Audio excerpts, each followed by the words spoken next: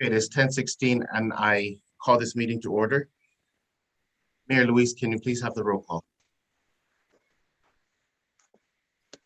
Yes, good morning. Mayor Jesse Allett, Present. Mayor Del Alvarez, Vice Mayor Jesse Bautista, He's present. Vice Mayor Peter John Benavente, Present. Mayor June Blas, Present. Mayor Anthony Chargloff, Mayor Ernest Chargloff, Present. Mayor John Cruz, Vice Mayor Kevin Delgado, Present. Vice Mayor Chris Farron, Mayor Jesse Gogui, Present. Mayor Robert Hoffman, Present. Vice Mayor Rudy Iriarte, Vice Mayor Loreto Leonis, Represented. Mayor Paul McDonald, Here, ready to go. Mayor Rudy Paco, Present. Mayor Bill Kenga, Present. Mayor Johnny Canetta, Represented. Mayor Luis Rivera, present. Mayor Frankie Salas, Present. Mayor Anthony Sanchez, Represented. Mayor Melissa Savaras, Gagizo Gwini. Mayor Kevin Siswico,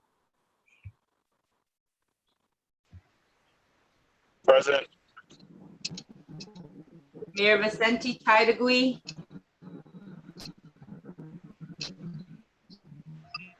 I see you. Mayor Vicente Taidagui,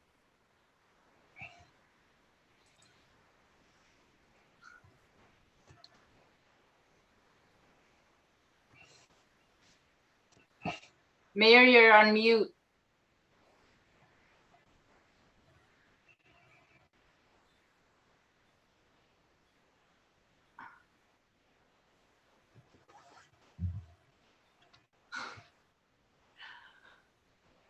We see you present.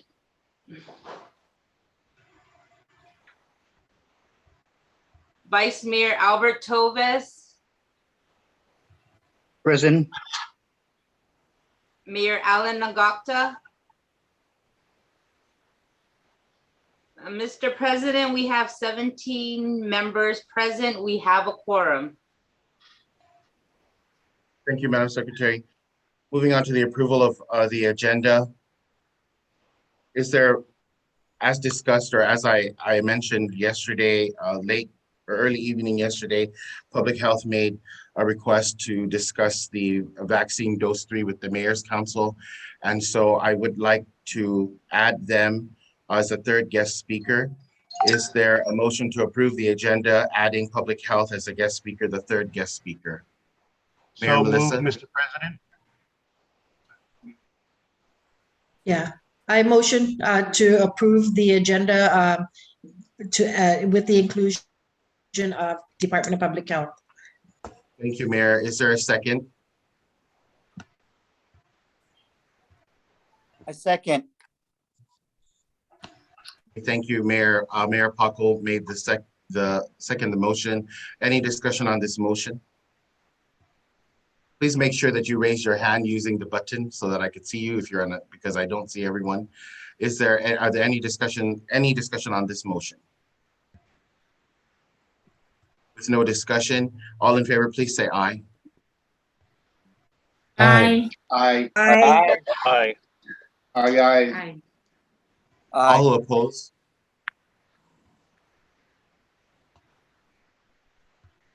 Mayor Gogui, did you have a question or are you voting? That's my aye. Thank you.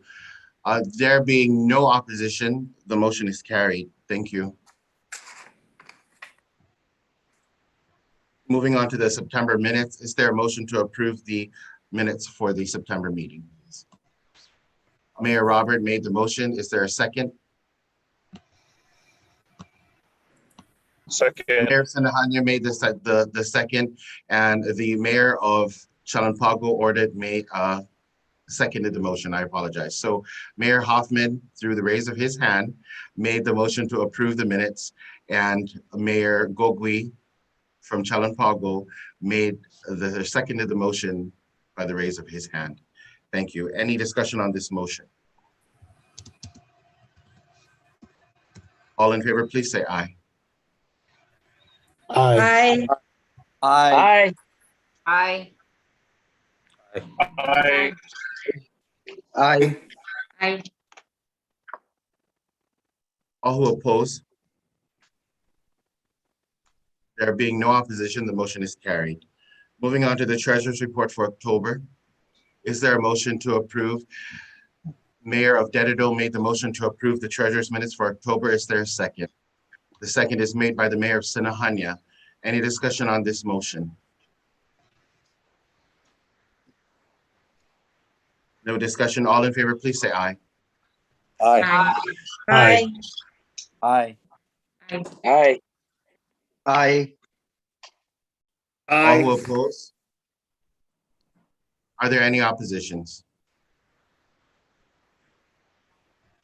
Thank you. No being oppositions, the motion is carried.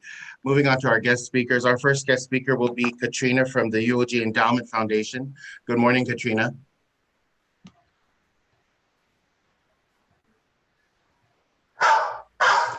Katrina, you're on mute. Yes. Yes, I'd like to share my screen, if that's all right. Sure.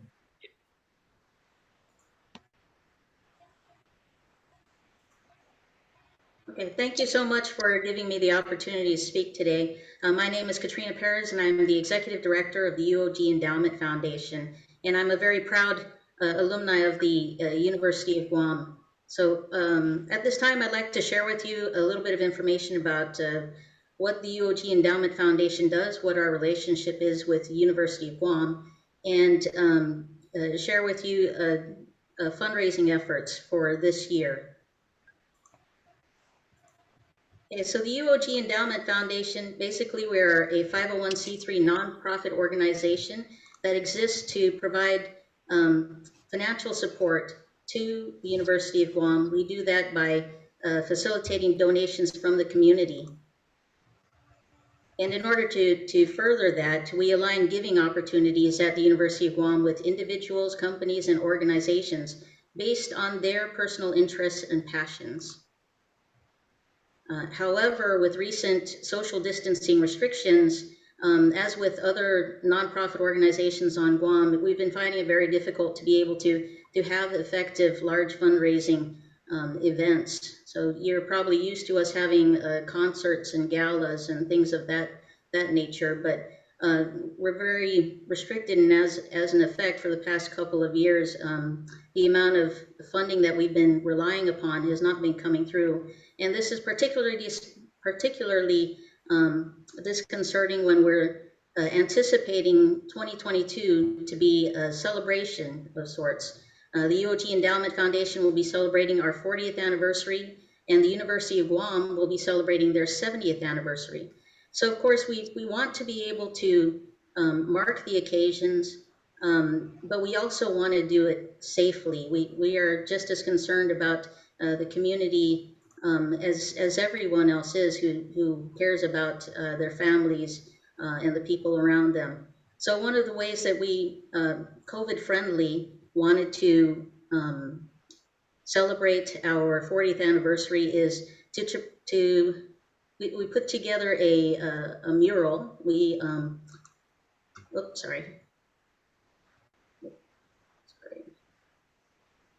So we contracted a 2015 UOG graduate, Lisa Nicholas, to create an inspiring mural to remind folks of our connection with each other and what the Uog Endowment Foundation is about. So this mural in itself, it's inspired by our our logo, which is a conch shell and some puti tainabu. So the conch shell has been known to be used over the centuries by islanders as a means to call members of a community together. The puti tainabu is our territorial flower. It's known for its hardiness, its resilience, its beauty. And if any of you have bougainvillea around your house, you probably noticed that during the really hot weather, times where some plants will wither and die, this one comes out vibrant. So for me, this is a symbol of island beauty and resilience. Right, so, oh, sorry, one more thing. So the other shells within this mural stand for, well, they symbolize the other islands in our community that the University of Guam serves. And then the blue background represents the sea and the sky that connect us all. So this particular fundraising campaign is meant to be not just a fundraiser that's solely going to benefit the University of Guam. Rather, this is an outreach for a community recovery through the efforts of UOG. So we all have seen the news for the past year and a half. COVID-19 has been devastating to our economy, in the Pacific Islands in particular, very, very hardly hit. We're hit very hard. 60% of the economy is driven by tourism. Greater than 90% of our food comes from off island, and no doubt is being affected by the shipping, the issues that we've been having with the shipping and the freight. We've got healthcare difficulties, nursing shortages, overworked physicians, overworked social workers. Our teachers are very hard pressed and stressed to try to quickly adapt to giving virtual lessons and then going back to in-person and then back again to virtual lessons. It's very difficult when they have family members of their own who are also partaking in these virtual classes, and they have to be the parent to them as they're being instructed as well. And of course, we are experiencing a struggling economy. We're seeing some of our favorite restaurants close, some of the retail shops closing, and who knows what the effects of our online retail therapy is having on our local businesses. I don't know if you're like me, but during lockdown, I made unfortunately a lot of purchases from Amazon. So, no doubt that is affecting our economy. Now, the University of Guam, they have a mission to enlighten, discover, and serve. So, Ina Descubri Setbi. Their charter actually obligates the University of Guam to serve surrounding island communities, not just Guam, but the Commonwealth of Northern Marianas and Micronesia as well. And the University of Guam, I think, has been doing a tremendous job by receiving accolades from the U.S. News. Earlier this year, they ranked University of Guam as number 90 overall amongst the Western region colleges and universities providing 4-year bachelor's degrees. And in fact, I don't think anybody can doubt the amount of impact that the University of Guam has had with helping out during the pandemic. First of all, by providing student nurses to help alleviate some of the pressures from the nurses on the front lines, giving regular licensed nurses the opportunity to focus on patients while they help to fill in with some of the administrative aspects. And then when it came time that we needed more nurses, we actually accelerated the graduation of one of our classes of nurses. Provided call centers, brought in some contact tracing instructors, and of course we provided massive vaccination clinics at the Uog field house. The School of Business and Public Administration helped to work with some of the local businesses in Guam who needed information or just didn't know where to go to answer questions about some of the government assistance that's out there, which is meant to help keep them afloat and running through this crisis. And then, of course, we could see that there's members of the community, a large amount of members of the community, and they're not just the UOG alumni, they're not just employees of UOG, vast members of our community, you know, they came out and they recognized that the University of Guam is effective, and they entrusted us with their donations during a Triton live stream telethon for COVID relief for first responders. They entrusted us with their donations to help. And right now, we'd like our fundraising effort to focus on recovery through our community, for our community, through a focus on workforce development. Because through all this, we are going to continue to need engineers and scientists to build and to problem solve. We're going to need more social workers and nurses to address healthcare issues. We're going to need more entrepreneurs, businesses and administrators to create work opportunities and spur along economic recovery. And it goes without saying, we are going to need more teachers to motivate and inspire our youth when times get tough. So for our fundraiser, we're trying to make this as COVID friendly as possible. And in anticipation of the 40th anniversary and 70th anniversary, this is a major call out to the community of Guam. Please join us with G's for Giving and join our 70-hour club. So essentially what this is you donate 70 hours of your salary to the UOG through the Endowment Foundation. You can request for a payroll deduction form from info@uogendowment.org. You have the ability to select the number of pay periods that you like your payroll deduction of the 70 hours of pay to be spread out. It can be anywhere from 1 year to 6 years. And you can select the UOG program or college that you want to support. And then you can submit your form to us at the Endowment Foundation. Whoops. And because we are a 501c3 nonprofit organization, you will receive a monthly tax contribution letter for your donation, which can be used for your tax reporting purposes. So we are asking the mayor's assistance with reaching out to as many people as possible. So what we'd like to do is schedule meet and greets with some of your employees, anybody who might be interested in wanting to make this transformation, make this change, and support our community through the University of Guam. We'd like to set up 15-minute sessions with these work groups. It can be done via virtual meetings or face-to-face meetings. We're happy to bring refreshments. And if you have any questions or you're very interested in scheduling meetings, please contact Ms. Jaira Bautista. And this is her email address, jaira@uogendowment.org. And this is our office phone number, 735-2957. And of course, if you have any questions about how else you can support the University of Guam through the Endowment Foundation, you can always visit our website at give.uog.edu. Thank you very much for your time. Thank you, Katrina. Are there any members that have any questions or comments for Katrina at this time? Please use the raise hand button.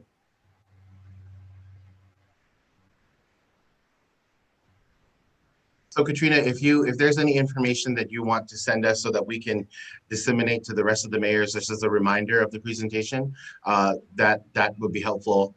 Go ahead and send it to Elaine or to the Mayor's Council address that you have on file, and we can disseminate it to the mayors. Mayor of Dededo, you are recognized. Yeah. Hi, thank you, Katrina. I wanted to check. Can you do you have anything that we can give to our Municipal Planning Council members? I have meetings every second Tuesday, and this is something that I would like to share with them, because they do represent different areas in our community, and some are business, some are government employees as well. So I want to share this information with them so that they can reach out to their different organizations as well in our community. Well, that would be very helpful. Yes, I can certainly send you some information. And I'd be very happy to do a presentation to that group as well. Okay, thank you. Thank you.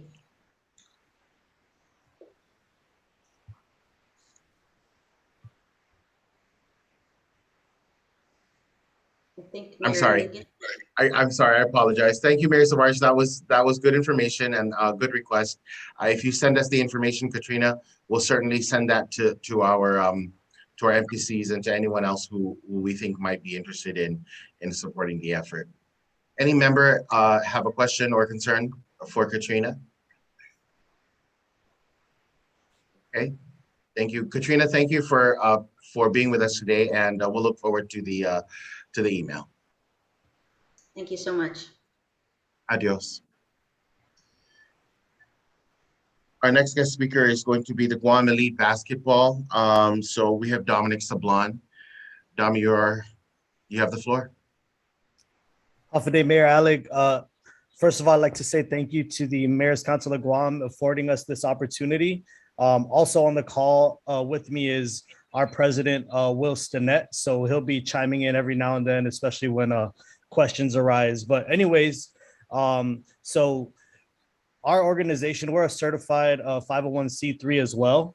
And we've been working with youth basketball players around the island since 2016 in the form of leagues, training camps, free clinics, and community outreach events. And we've recently been awarded as a recipient of the Governor's Youth Empowerment Grant.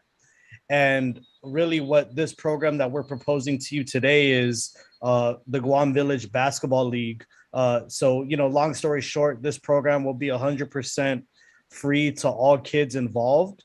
And what we're targeting for this particular project is elementary kids ages 6 through 10. So essentially with this league, we're going to have 2 age divisions. So we'll have the 6, 7, and 8-year-olds in one division.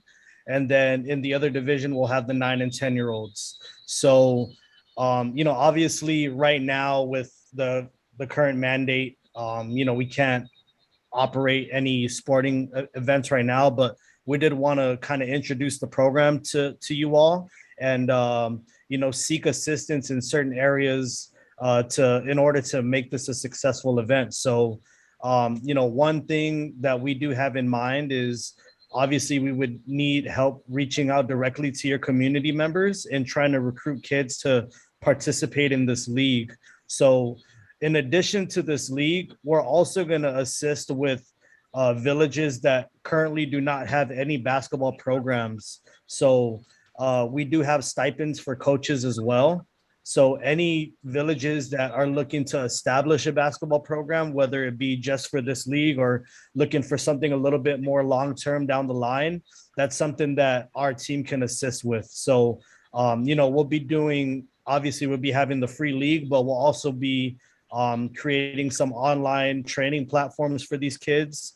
All kids will get free uniforms, coaches stipends, and then we'll also make donations of basketballs to these kids as well. So there's a lot of kind of intricate moving parts with the program, but the gist of it is just running a basketball league year round for the kids to participate in when, the governor lifts the sporting mandate. Yeah, no. There's the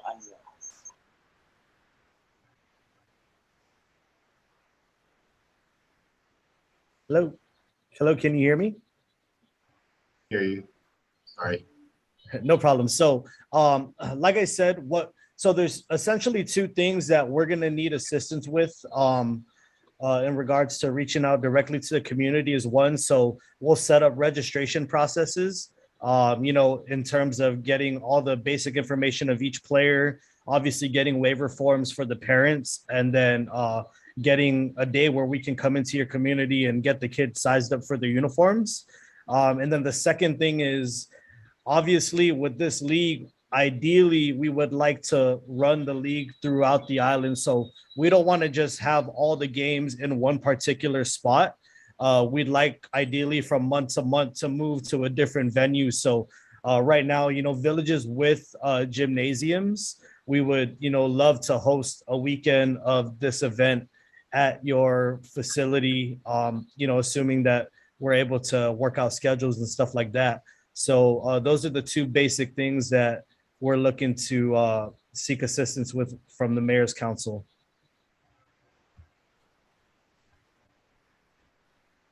So Okay, if you have that's- any questions. Sure. Any member have a question, mayors or vice mayors? The mayor of MTM is recognized. Sir, is it possible you can shoot a flyer to the president and that way we can shoot it out to our chats in the community? Yes, definitely, Mayor. So what I'll do is I'll create a flyer for it, just kind of introducing it. But as of right now, there are no concrete dates, but just as a heads up to your MPC and the community, that'll be awesome. Thank you. Thank you so much. Are there any members, are there any villages that feel that they will not be participating or that they don't think they're going to participate in this league for any reason? Mayor Dededo is recognized. We have in our community, we have our Guam Youth Basketball Association, so GYBA, and of course with COVID, we've had challenges, and I know that we had a team participate in the elite basketball. Some of our older kids, but this is for younger kids. So depending on like Dom had said, for villages that don't have a program right now, this is something that they would, but we currently, and I know our GYBA actually uses the sports complex as well as a Jigo gym and the Estumbo gym. But I mean, these programs kind of like overlap each other, and I'm sure we can work out a schedule. Yes, Great. definitely, Thanks, Mayor. Mayor. Thank you. The mayor of Chalampago ordered is recognized. Yeah, I can tell you up front now that it's quite possible that Chalampago will not, try to organize a team as of yet. Our community center area, which is where we have our baseball field, our outdoor basketball court, a tennis court, is basically transitioning into a construction zone. We're in the process of already constructing a new mayor's office, and where our basketball court and tennis court is at, we're actually going to be taking those out and replacing it with a multi-purpose center, which will include an indoor basketball court or a court area that's available for multiple use. And so without having an area for them, for a team in Chalampago to actually practice on and develop their skill sets, we may end up bowing out this year, and at least for the next couple of years, trying to organize the village team. Understood, Mayor. Thank you very much. Nonetheless, we'll continue to reach out, until you're ready to make a concrete decision on that. Hopefully there's a couple months where the kids can practice or whatnot, or, maybe we could work something out with other villages, or maybe even private gyms like Father Duenas, and get your kids in there, so that's why we're here, is we want to help organize, and, reach out to whatever resources we have to make this a possibility. So, we'll continue to communicate and until you come up with something more concrete. Okay, appreciate that. Thank you, Mayor. Thank you. The mayor of Sinahania is recognized. Okay, thank you. I know that this is funded from the Education Stabilization Fund as part of it. I know that some of the mayor's offices are also recipients of this Education Stabilization Fund, and they're also looking to host their own sports programs here. So without having to reinvent the wheel or duplicate services and everything, I know that some of the intentions at some offices were to have sports programs itself. On what components, I guess, on the education stabilization side is it just going to be the physical activity, or are you going to be doing other trainings, peer mediation, suicide prevention? Because I know that was part of the things with the funds is you actually had to kind of do some of these goal setting with these groups. Well, I mean, ours is more on the sports side. So, I mean, it's mostly going to be basketball related, but obviously at that age, you know, when you introduce basketball into these kids' lives, it has a lot of long-term positive impacts on their mental health and stuff like that. So obviously we will be, this league will be conducted in the most professional manner. And, you know, obviously through our mission and vision, we want to, of course, instill friendships, camaraderie amongst the community, and really just get these kids out. So I think just the program overall will help develop those qualities in these kids. So to answer your question, Mayor, no, we don't have anything in particular that we're looking for, but we're definitely open to collaborate with mayors that may want to use this platform as an opportunity to you know, educate their kids with their funds as well. So we're more than open to collaborations as well and infusing more than one program into this. Thank you. Yeah, I think it would be beneficial if we worked on like drug-free hygiene, especially self-esteem. You know, they went, considering the past 20 plus months, they were bogged down and locked down. So mental health is key in that. And the joy of play has its benefits, but, you know, use it as the opportunity, you know, because my concern is when you say something's free, there's like, okay, it's free, but then they're going to just either take advantage of it or not have the commitment to it. So kind of the carrot and the stick of this to me is like, hey, you can also get these wonderful learning sessions. I think as parents too, they would feel more comfortable knowing that they're getting back into a setting and talking about things that are actually real and out there. You know, body image is one of the things for elementary kids, and, you know, the suicide rate. So yeah, I'm looking forward to doing those collaborations that maybe with working with behavioral health and all the other NGOs out there to say, hey, we can put this program together. We have basketball on this end, and then on your away games or on the times you're not playing, we're meeting in this specific area, and we're going to just have these discussions and with these professionals. And I think it's always going to be good for the kids. That's a great idea, Mayor. I appreciate your input. Thank you.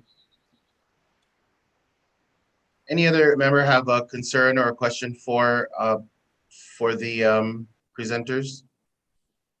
So Dom, I think that there definitely are going to be some villages that are interested in participating. Maybe if you do send us a flyer of some sort, we can take a poll, and then you'll know from there who are interested in participating and collaborating with you. And I do agree with you know, Mayor Hoffman, and in infusing some of that, some of those types of social issues into the program, however way we can, because we all are going to be receiving money anyway. We certainly can work together, and instead of it being overlapping, it complements each other. So that I believe it's a great program. Any other member have a question then? Okay, Dom, is there anything else that you'd like to say to the members? I'd just like to say thank you again, and we're looking forward to working with all of you, and we'll be in touch. Thank you so much, Council. Thank you so much, everybody. Thank you for your time. Appreciate it. Thank you.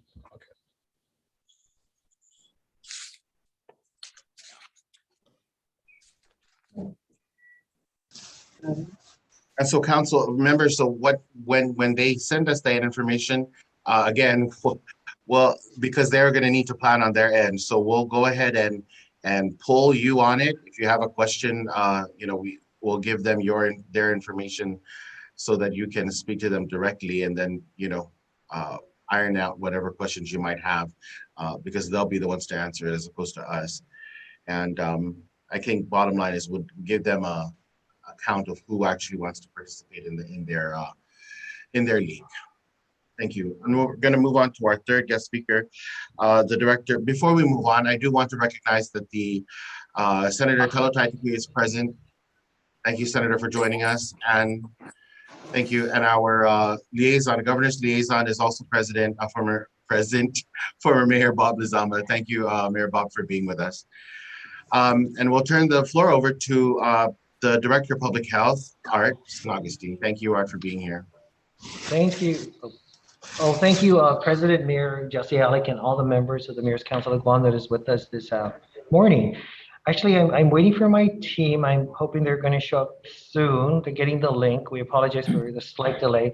But we have a proposal, and this is really in response to the inquiry we have received from some of the mayors with regards to the booster shot. So we have been working with our partners from Cedars, partners within the department and outside of the department. And the intent is to offer a presentation this morning, subject to your input, subject to your feedback and engagement, for us to offer the booster shots at the villages. Now, the presentation, again, is a proposal. And I really emphasize that because you're going to see some villages combine in some proposed locations. We are open to your suggestions. I really want to make that very clear. And so I don't know if Annette and Grace are on already. They have the PowerPoint presentation.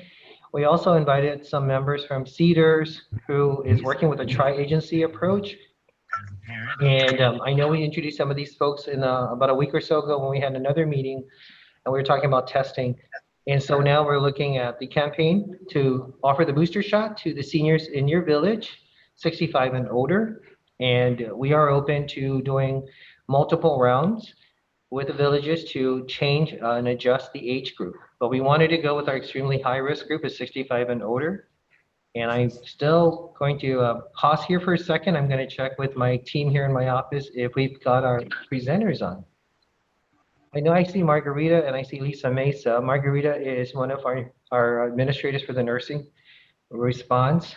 And we have Lisa Mesa from the National Family Caregiver Support, from Health Services of the Pacific, who oversees our case management and other programs on contract. Chima is our Chief Public Health Officer. We've got Michelle Agagi from Cedars.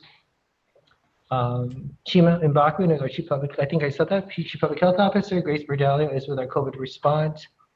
Jolene is from our Grants Management Office. And I'm looking for, Grace, are you going to do the presentation, or will Annette be doing the PowerPoint? I was told Annette would be doing the PowerPoint, but I also have the PowerPoint up, sir. Okay. Annette, if you're on the next screen, I don't see you. Would you please speak up so we could know that you're on? Okay. We don't want to, take any longer. So to all the mayors, Chima, sorry. Annette just got the link. She's joining now to present it. Okay, so just ask you for your patience and your indulgence. Again, to all the mayors, Patrick Lucis is here as well. This is a proposal. It was put together in conversations we have with another key partner, which is Cedars and Michelle and Rue. Thank you so much. And then we met as a larger group of planners within the department, and we came up with this proposal for the mayors to consider.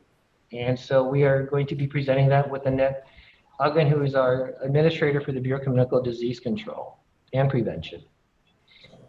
So Annette, when you're ready, you can please, will she be able to share screen?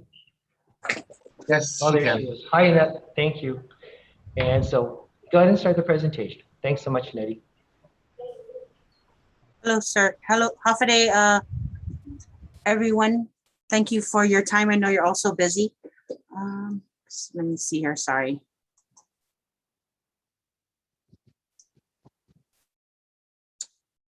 I'm sorry, sir. I'm unable to share at this time. Would be able to give share screen ability to Annette, please? Yes, she's able to share. Okay, they're saying you're able to.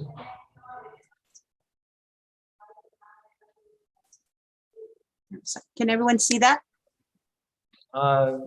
No. You know what we could do, if you like, is Grace has the same presentation. If she wants, she can, oh, there it is. There you go. Okay. Oh, there you go. Sorry. Okay. So for today, because of the recent announcement of booster dose, specifically for Pfizer vaccine, for the elderly is one of the groups that should receive a booster dose if they've received 2 doses of Pfizer at least 6 months ago on for their second dose. And so this proposal is a partnership with the Mayor's Council of Guam and the Department of Public Health so that we can go out to the island residents throughout Guam to bring the vaccination clinics closer to home and more convenient for them. We do still continue to have our University of Guam vaccination pods, but this is another opportunity for our Manamco to avail of vaccination services.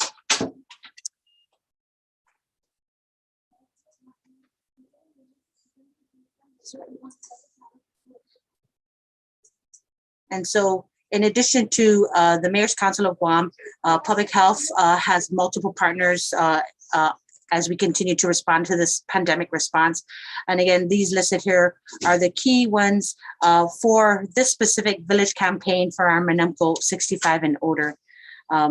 Yes, we are focusing on the booster dose, but we also want to make the vaccine available to our Manamco who maybe never had the vaccine yet, or maybe they're due for their second dose.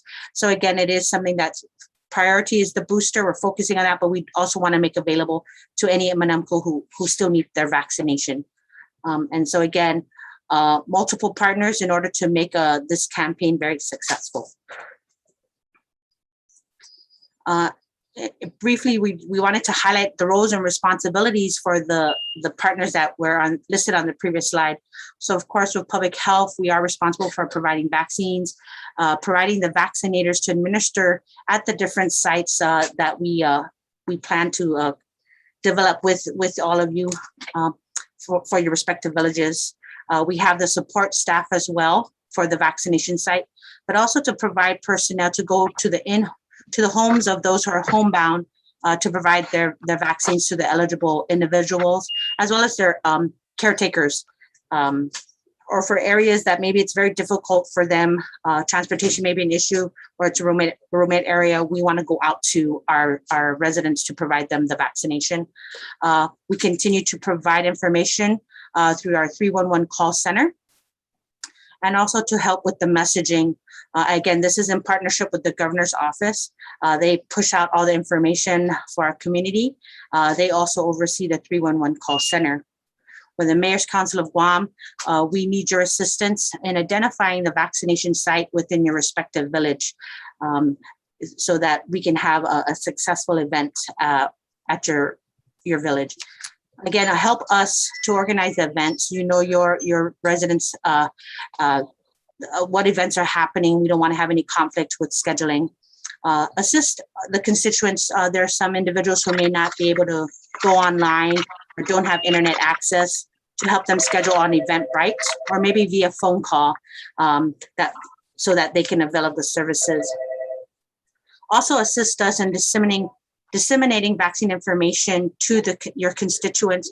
We definitely want to make sure that they have the right dates and times, right location, and they're getting correct, accurate information. There's a lot of misinformation we continue to try and dispel. We try to allay fears and keep ensuring that the vaccines are safe, that this booster is needed, and what's the timing in order to come and get your booster vaccine. We also would need the assistance of the Mayor's Council of Guam for logistical and traffic support and management at the different venues when we do come into your village to conduct the vaccination clinic. And this would be in conjunction with our Department of Public Health's COVID logistics team. I know all of you work with John Lujan and his team. So we do ask for that continued support and assistance. And also on the day of the event, as we go out to the village, again, the remote areas, and to help us reach those constituents and to go through the right route to reach those remote areas. For the Joint Information Center, again, they continue to push out information via various social media, printed, on-air, radio, just to get, again, educate the community on the vaccination and testing sites, how to get your results, concerns with hospitalization, and other COVID-related information. As we continue on with our partners, University of Guam, as I mentioned earlier, continues to provide vaccination. They have now expanded prioritizing, for the Manamco as it's convenient, centralized location. They help us with the admin support, not just the actual facility of the field house. Guam Legal Services, we will tap on them to help us as we work with the mayors throughout the island. What's the identified site and is it ideal for people with disabilities? And so they would help us with inspection of those identified sites. University of Guam Cedars continues to help us with scheduling our Manamco and the individuals with disabilities for vaccination appointments, arranging for transportation for those who may not have it readily available to bring them to their vaccination appointments. They also provide information as they man the 311 call center too for individuals with disability. And they are doing some tracking of data based on the phone calls coming in, and they're able to provide our director with information and the response team with trend analysis on what are the calls, how many calls on what topic, and who's asking for appointments or for homebound, so related COVID information. For the Guam Developmental Disabilities Council, again, they're here to help us disseminate proper vaccine information to our clients. Guam Regional Mass Transit, we would need them to help to provide transportation to vaccination sites. Again, this would be throughout the island. And for DISIT, Department of Integrated Services and individuals with disabilities, they would definitely help us identify and coordinate clients to access vaccination and the booster sites. And again, trying to make sure they have the right times, locations, and dates. So this is where we would definitely need the input from the mayors. We have proposed vaccination sites throughout the island so we have broken it down by southern, central, and northern. And again, this is the main discussion that we will have today. We're looking specifically from the time period of October 11th, which is next Monday, to November 18th, from the hours of 8:30 to 1:30.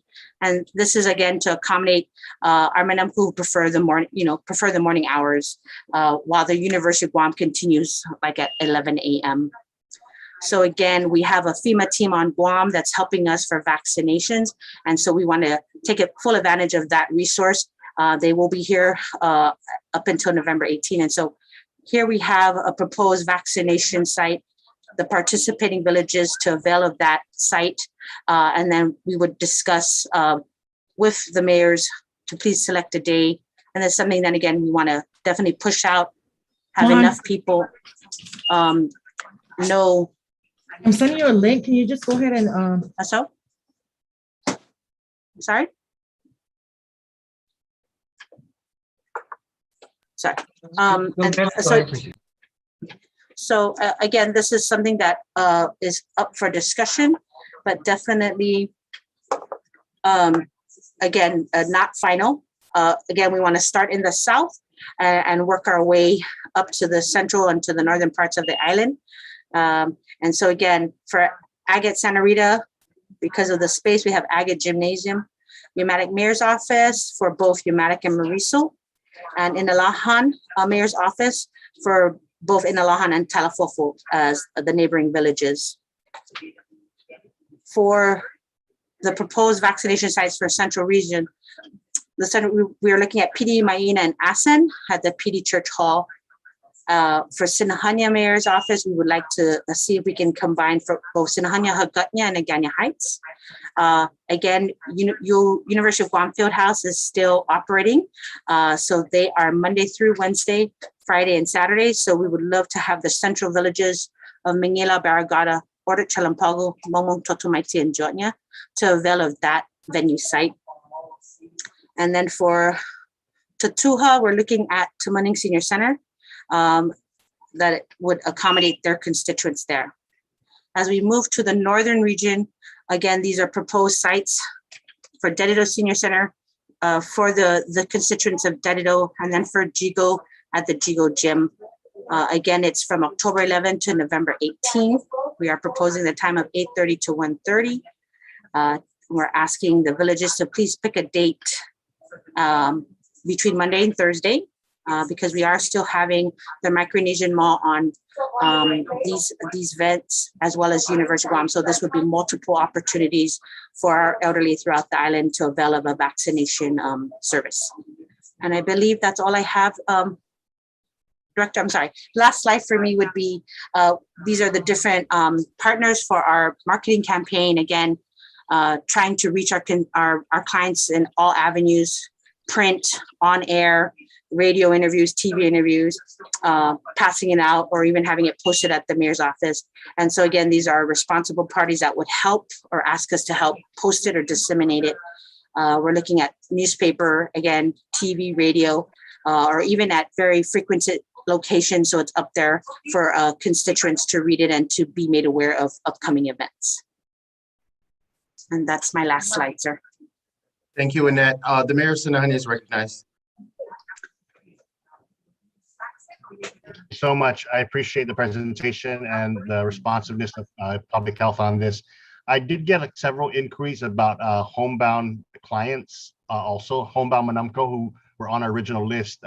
I know that originally when we rolled out the vaccine in December last year, we were one of the first villages up at Ukudu. I think the first 2 days was majority Sinahani on that end. And so that's why we want to see if they can do the boosters here instead of them going to another place. But at the same time, we actually had an extensive homebound list. Unfortunately, quite a few passed away, but we still have that list, and the family members were inquiring how they can do that and get on that, get the boosters as well. I'm going to hopefully see if we can I'll coordinate with the Ganya Heights and Hagåtña about picking a date, probably in that October, between the 11th and the 14th would be ideal for us, just because then that actually makes it the 9 months from when they got the vaccine in the late December. So if we can just find out about homebound, and then I'll work with the other two. And, who's going to be the point of contact on the date we pick?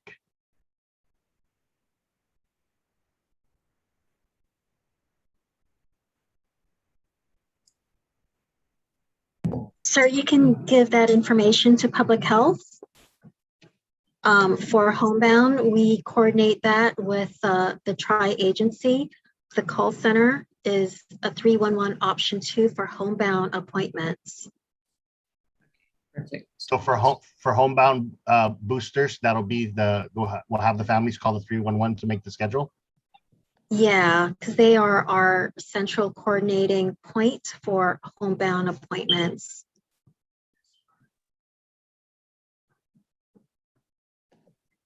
If we can get that in a flyer, maybe, then we can all push that out to all districts. I think I don't think Sinahani is alone on this one. So I think maybe if we can put that on a flyer, just homebound needing boosters, call 311 and send that out. I think that would be the most effective way on that end. And then we can, who will be the coordinating for the village-based clinics then? Is there an email or a contact number? You can send that information to me, sir. I can give that information to President Alec. That's All fine. right, thank you. Art, I just wanted to let you know, I did inform the mayors that I was going to wait to hear from you about the homebound, those 3, because the governor had mentioned that we were going to receive word from you. So I did not tell the mayors about the homebound. So are we saying now that they can do the 311 for the homebound for those 3? Right, so this here is booster, and it's 65 and older, and we're going to open it up to those in your village, your respective villages who meet that age requirement. And we're also open to, as part of that presentation Annette delivered, if you do have homebound, we can also work on that day that we're in your village to accommodate them. But there are options also to call the 311 option, which Cedars is managing, so that they can also set an appointment up. And I know that we've got several people here with their hands up, and I think you've got like Michelle, who can talk more about the homebound president, and for all the mayors with their information. And also we have Chima, I think, who wants to also contribute to the discussion, but of course to your call, sir. Sure. The mayor of Mindanao, did you still want to be recognized? Thank you, Public Health, and Vice President, Mr. President. I just want to echo I appreciate you. You guys pretty much topped off some of the subjects at hand. The concern though I have, I mean, let's all be frank, we're aware about how the 311 number works. Is there a better system in place than at times where we're calling, they would call, the constituents will call us and then say they're calling and calling, no answer? Is there something from that time that we started the pandemic up to where we're at now where it's more efficient?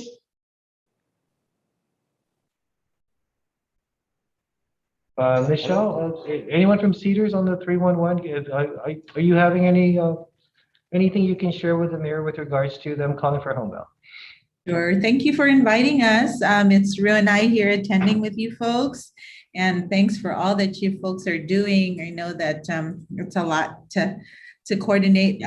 This is one of the many things you folks are coordinating, but just rest assured, in terms of the Homebound, we already have a process in place, a mechanism in place. So just like they were calling with regards to the initial shot, the second dose, same thing with the Homebound. So Mayor Allen, Yes, ma'am. the 311, if they just dial 311 option 2, Monday through Friday, 8 to 5, there's always, that option is always manned. We can't speak for the other options, but for sure 311 option 2 is always manned. So if any of your constituents would like to set up an appointment for Homebound services, just dial that number, we'll log them in. And then from there, public health, our Homebound partner, Ms. Leanne Munia will coordinate as to when they'll come out. So we put them on our list, and then Leanne will give them a call and confirm the date to be expecting them. So the Homebound, that should be no problem. In terms of the flyers that Mayor Robert brought up, we'll go ahead and coordinate that. We'll develop that, and we will pass it out just like what we did with the 311 flyers for the first and second dose. So this one will indicate booster. Okay, thank you very much. And thank you as well for all of you guys' hard work and continued efforts. Thank you very much. Thank you, Mayor Allen. Chim, I do see your hand, but I'll recognize Mayor Melissa from Dededo, please. That's okay. Mayor Allen asked the question about the 311, so I'm satisfied Okay. with that. Thank you. No problem. Thank you too. Chima, please, you have the floor. Thank you, Mayor. Good morning. I wanted to also say that part of public health plan is to provide testing on site for individuals who might have symptoms of COVID during the vaccination. And the intent is to make sure that we identify those ones who are symptomatic and then test them and refer them for the monoclonal treatment, so that we continue to use our testing capacity to identify those who are sick or those who might need hospitalization, and try to stop that. And by trying to keep our hospital low, we want to identify those cases early, refer them for treatment, and then have them stay out of the hospital. So public health is also proposing to have that testing ability at the vaccine sites. So I just wanted to let the mayors know that we'll also be available to provide that testing. Thank you. That's great news. Thank you, Chima. I do appreciate that portion for sure. And I know some of us have been asking about testing in the communities simply because it would be more convenient. So that's definitely welcome news. Angel, did you have a question? Yes. I see that there's multiple sites, maybe like 8 or 9, broken down throughout the island. And yes, I choose between Monday and Thursday. It's only 4 days a week. Are we saying that some weeks you can have 3 different sites operating at one time? Or what all the villages all say they want to do it on Tuesday? Do we all go on Tuesday, or is it per week? Do we have a separate group this week, a separate group next week, and way down the line till November 18th comes around? Yeah, so that's a very good question. And so in response to your question, Director Sablon, what it is Monday, Tuesday, Wednesday, Thursday are the days that we can operate. But for example, if we agree, if the 2 mayors agree from Agate and Santa Rita, that it would be at the Agate, I think it was a community center, and then we would determine that site is Monday and Tuesday. And so it wouldn't be multiple sites on the same day. It'd be 1 site per day. And then we would lay it out from October through November, I believe is our time frame. So it would not be a site operating at the Agate location and then another one at the University of Guam for the central villages at the same time. It'd be per day. So let's say that we work with Agate and Santa Rita and they say, we can have this clinic here for the booster shot and the testing, as the chief said, for asymptomatic. And then we determined that we need 2 days. So Monday and Tuesday on the flyer will be dedicated to the Agate and Santa Rita booster campaign. And then Wednesday and Thursday might be Umatic and Mauricio. So we will be moving around the island. And this is when I was saying we can do one round. And depending on how successful, which I hope it will be, which all indication it will, success, then we can come back and do a different age group within each village respectively. And it's not limited to just residents of that village. Anybody that get it can come down to Agate, right? Well, yeah, it's not limited, but we're hoping that what we could achieve is really send a message that we'll be going through all the villages as agreed upon in this process. And so that we don't also overwhelm the village. We want to focus on the residents of that respective village because we eventually will get to your village as well. But no, we will not be turning folks away. And, we want to work with each mayor and all the mayors. And for that day, if it's Agate or Santa Rita or Agate Santa Rita, we want to work with those two villages and their respective mayors to encourage their residents to come out to get the booster shot, or maybe even homebound, that we would go to their homes that day within the assigned days. And I know this won't affect the vaccines, but just to be politically correct, I think that the listing of those villages have to start following the local law, the new law, and Senator Tello's on this Zoom. We have to change it to what it is now. Agate, Maleso, Santa Rita Sumay, Pumatak, so that people can start getting used to the new cultural names that have already been. All right. We can definitely update the presentation before it goes final. And it's really calling on all the mayors to work with our team so that we could coordinate and confirm, as Mayor Hoffman indicated, he's thinking maybe the first week of, what did you say, 11 to the 14th? And we can definitely lock a date in. Yeah, so and so we can choose.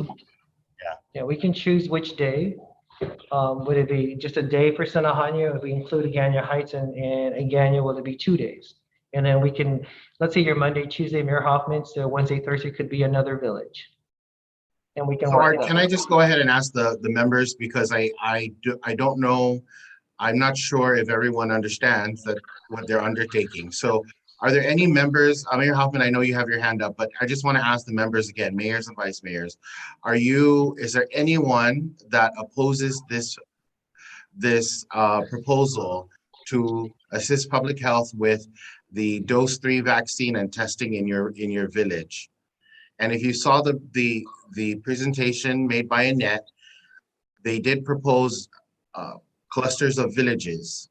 If you have any issues with that, this is the time to speak up. This is the time to talk to the director, to the staff at public health, and let's work out something that's amicable. So I will recognize the mayor of Sinahanya. Thank you. Actually, because I would just put a note on the chat there that I just saw this morning on the news. Johnson & Johnson is actually actively pursuing the approval for their booster. And I know some seniors on Homebound got it. So is it more prudent to wait, or is it where we should, I don't want to say, okay, we're going to do it in Sinahanya on October 14th for Pfizer, and then a week later, Moderna and JJ get approved, and they're going to be like, oh, you got to wait again. And so I know that majority in the first few weeks all got Pfizer's because that was the only thing available at the time. So I feel that I think we can fill the numbers up, but I'm probably going to get the inquiries about Moderna and Johnson & Johnson, or what if they have a doctor's note saying that they can get a booster using those other vaccines?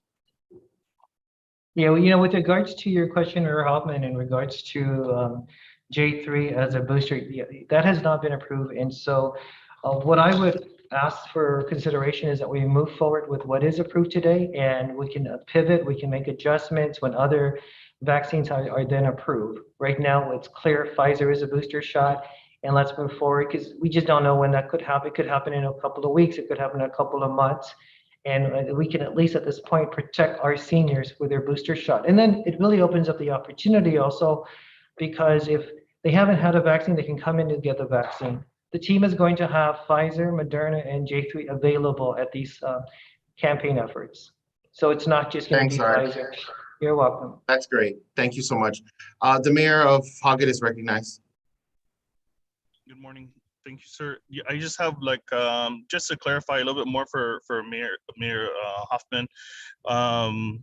So could we make sure that that's very clear, so that way we don't have any for the Manumco coming in for the Moderna or for the Johnson & Johnson. I know we're gonna have flyers that we'll probably be handing out to them, or maybe we can start with our senior centers and as they're picking up their lunches.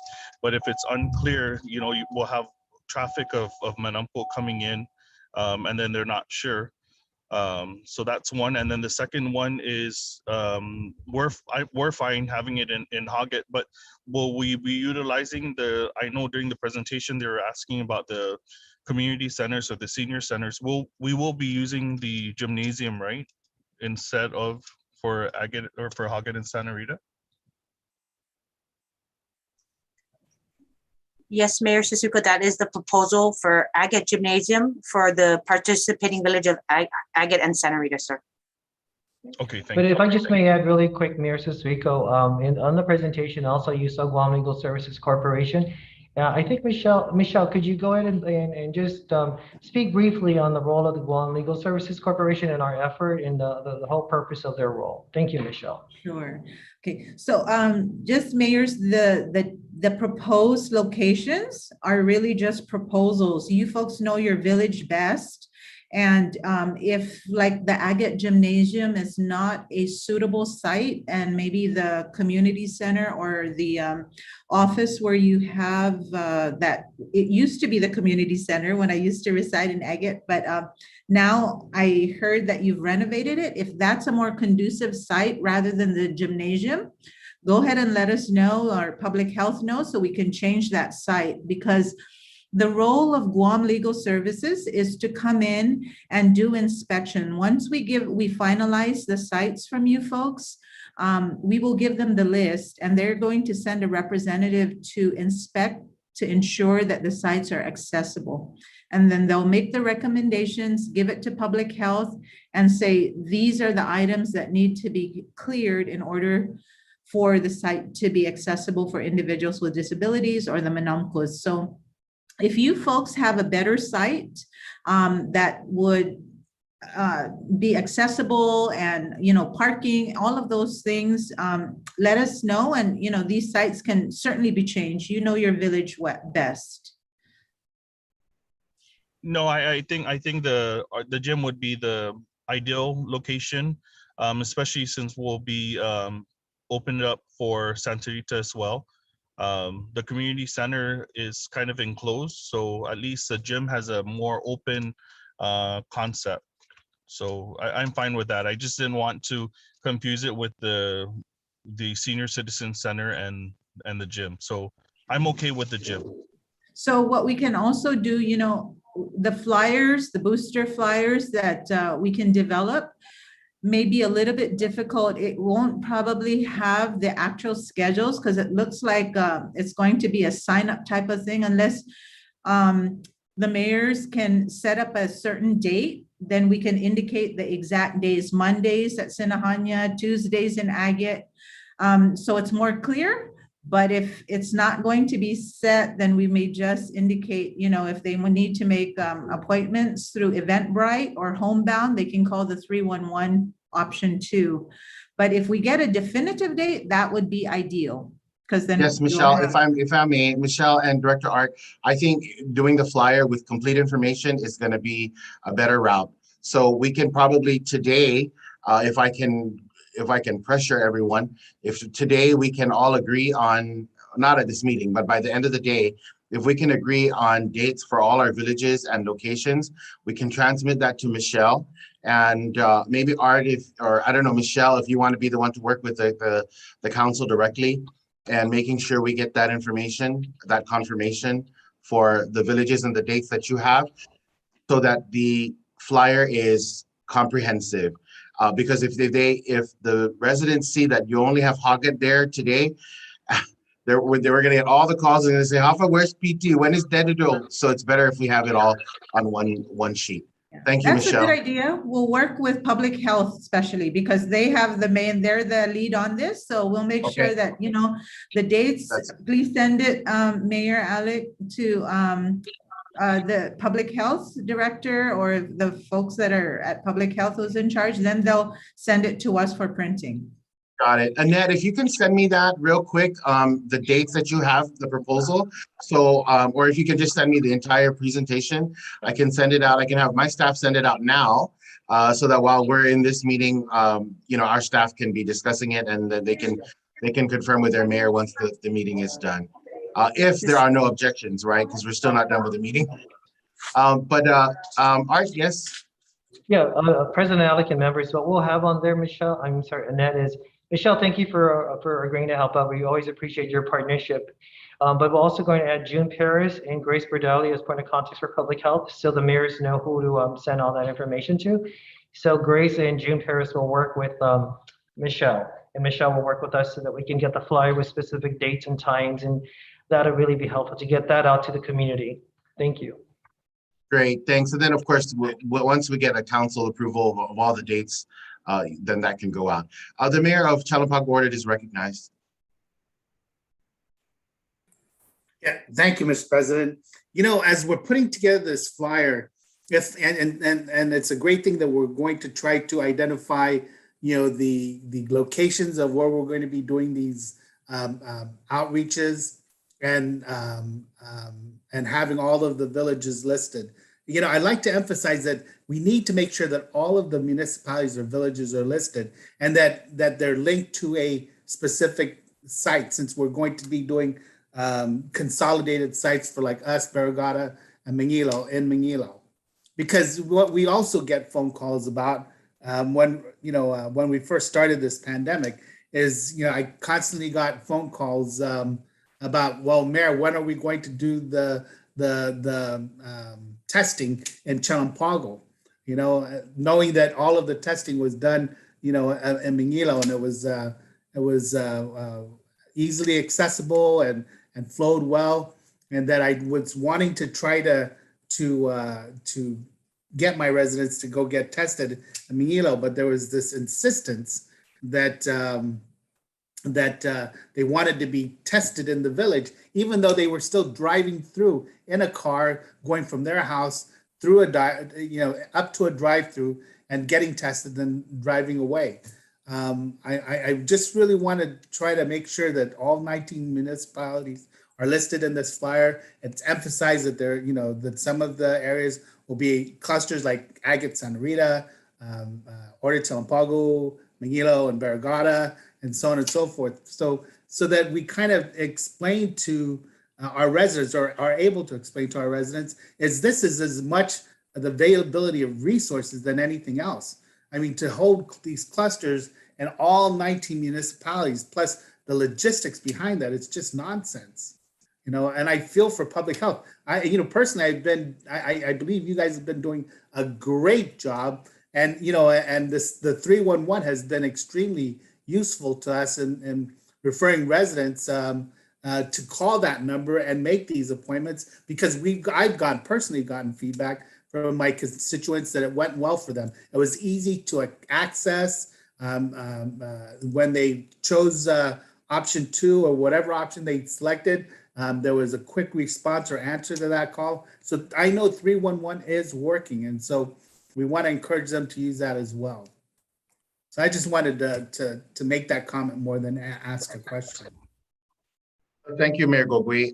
Art, or if anyone can confirm, the Manumco or the residents receiving the booster shot, will they need to bring their vaccine card? And is there a dose limit for each of the vaccination sites? I will speak only on the dose limit. The dose limit is going to be driven by the data you give us. So in working with your respective villages, and you say village 1 or village X could do, we're looking at 50, we will be sure we have enough doses on that day. If village 2 says, hey, we can do 100, we'll make sure. And just to share with you in our planning efforts also, we did 130 and that was very strategic. And the reason is that just for some reason, some residents do not show up or some walk in at the end of the day of that operation. And we have a few doses left. We will take those doses up to UOG, which will be in operation, or to our other vaccine sites that are in operation, so the doses are not wasted. Now, in terms of vaccine card, I'm going to leave that up to Annette because she probably has more details on that. I imagine it would be a yes, but I'll leave that up to her. Yes, sir. That is a very good question, Mayor Alec. And yes, we do want individuals to bring their vaccination card because for a booster dose, it must be 6 months after the second dose of Pfizer. We want to ensure also that what they received when we first started this vaccination campaign months ago was Pfizer. We cannot mix vaccine brands at this time, sir. And currently there's only one booster dose currently allowed, sir. Yes. Thank you so much.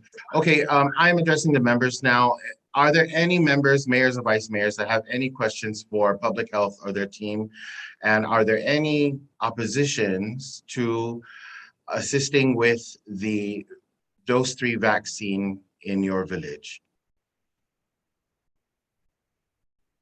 Okay, so the proposal that public health sent, Annette will send that to me. We'll take a look at it. I'll send it out to all the mayors and vice mayors by email and reconfirm that. Hopefully we can get that done today, or latest by tomorrow.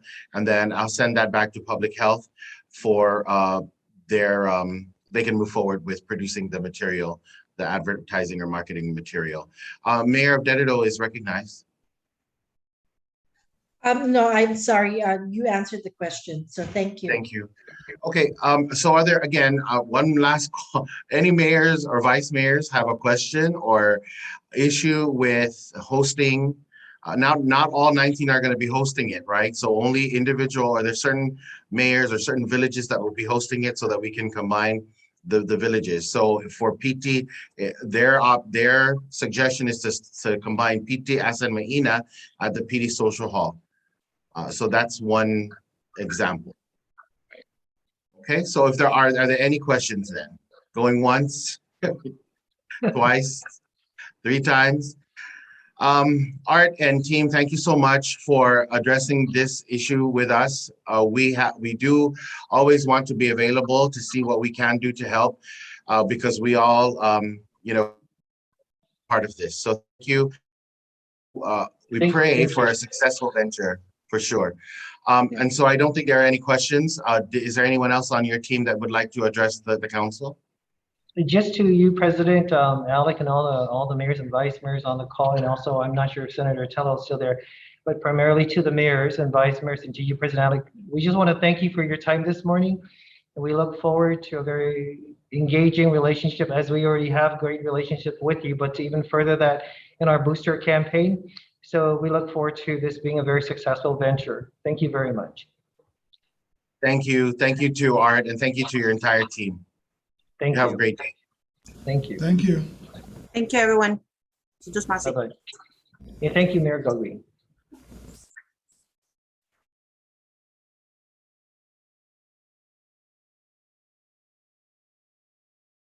Okay, moving along. We'll go to the Executive Director's report. Angel. Good morning, everyone. Just a few things before we get to the FY21 year-end closeout reports are due. We've given all of the officers the submission deadlines, so please comply. Remember that invoices must be submitted to DOA within 30 days of transaction. And if we don't get those invoices within 30 days, you must submit an accompanying memo as to why those invoices are over 30 days late. The fourth quarter reports due by 10/10. Thank you to those villages that have already complied, who submitted their reports. We hope to, by the end of this week, receive everybody else's so that we can have them posted on our website and given to the entities that need it. The recycling revolving fund reports. are also due by 10/10. And these are all your invoices because it has to be submitted to EPA prior to being submitted to DOA for payments. And the most important thing is that we need to close out the FY21 before the new FY22 funding is made available by EPA. There's 1.5 million that has been appropriated in the FY22 budget from EPA to MCOG, but it does have to go through an expenditure plan that must be approved by EPA. We've already submitted that to EPA.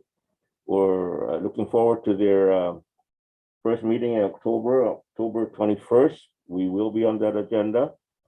And we're going to request that a certain amount of money be released to us to start again the recycling program.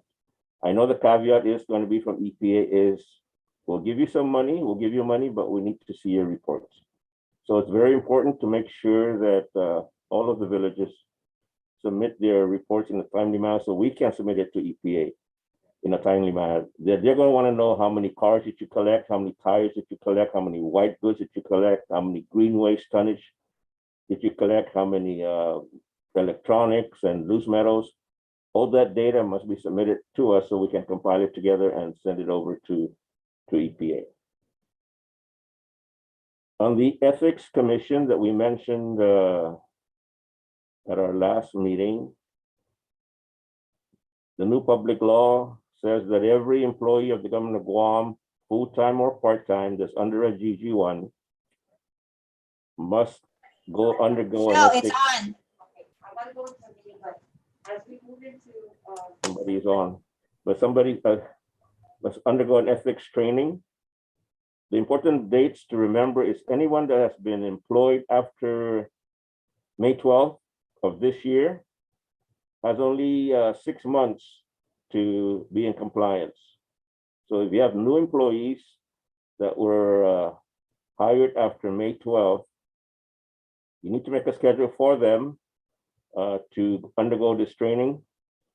It is a 4-hour course. It's administered by the Ethics Commission. It's $80 per course. And those that were hired prior to May 12th, the beginning of this year, or have been kept over from the previous years, we have 36 months to get them all through this training.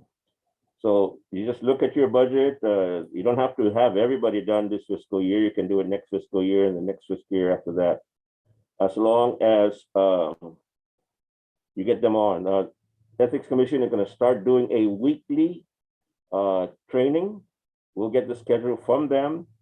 They're trying to get only 40 people to a class, and it's not just for the Mayor's Council, this is for the entire government of Guam. They have 9,000 employees that they have to go through this ethics training. So it's going to take a couple of years before they get through the 9,000 or 40 people a week.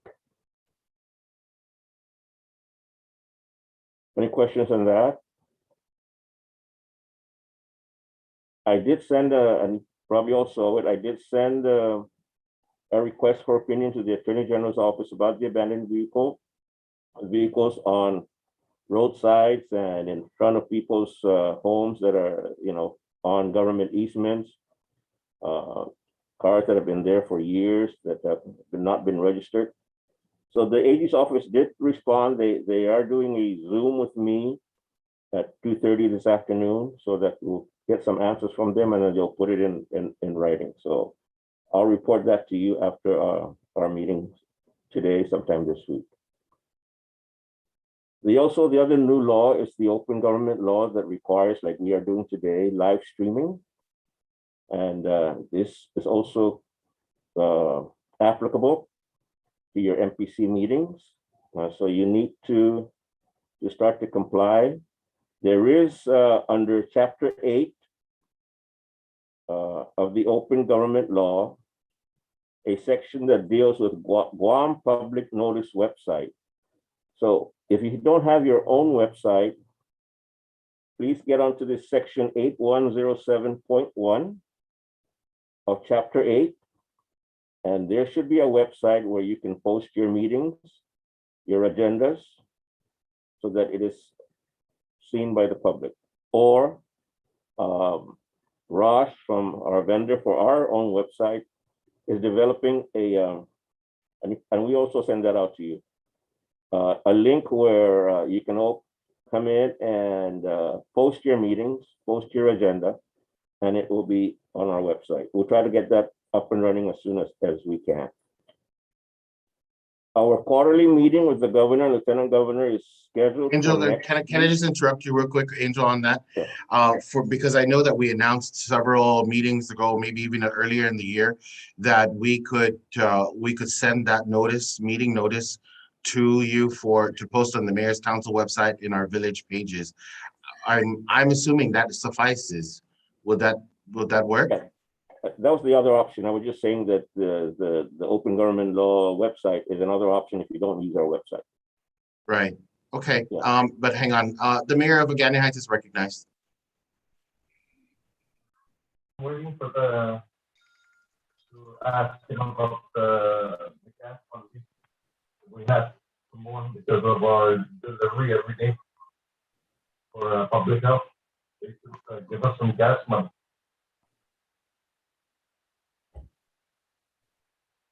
You hear me? Mayor, you're not coming in clear. If we understand you, Mayor, you're requesting for fuel money from public health. Right. I wish you would have asked us to go on that. Yes, we've discussed that with Charlene and Monica, and we're trying to include it into the new FY22 funding that they're giving us. So there is hope that yes, as far as getting reimbursement for the fuel that we've used for all this feeding and other stuff that we're doing with public health, I did verify with Charlene last week that they will be the ones requesting for the reimbursement, and then they'll just give it out to the Mayor's Council of Guam, whatever it is that we have expended. So it's on the table. Okay. How about the repairs for the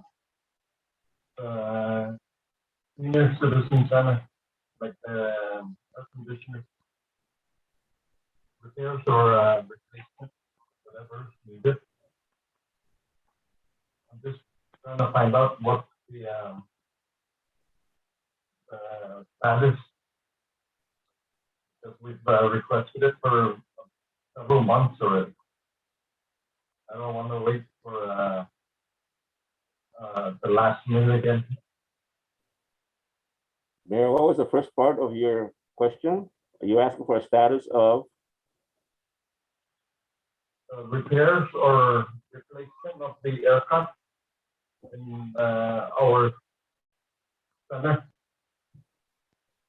Well, for your 20,000, you've already used it up, and you opted to use it for repairs instead of air conditioning. So I did advise you that you can use your limited gaming fund for your aircon repairs, and I believe we're working with your AA on that. But your 20,000 is already kaput, finished.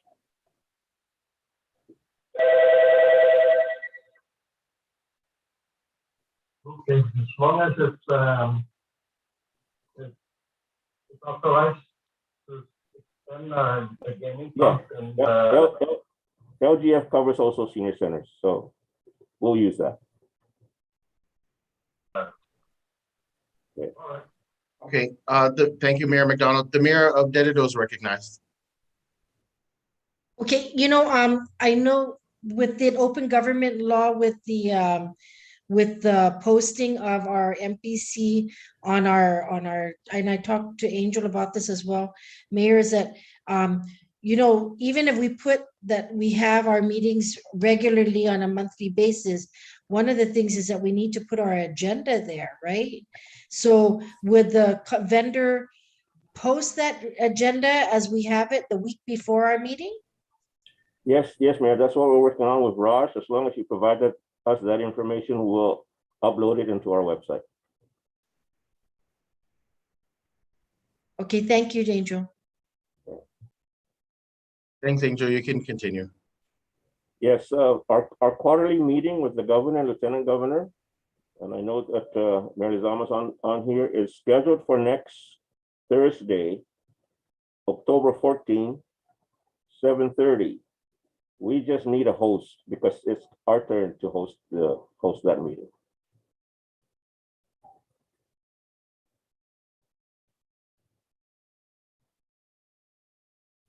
So I guess we're looking for volunteers.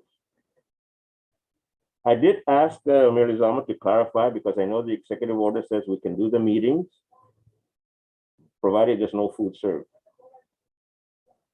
So I don't know whether it's going to be a face-to-face or we're going to do a Zoom with the governor and lieutenant governor, which is what we're doing now.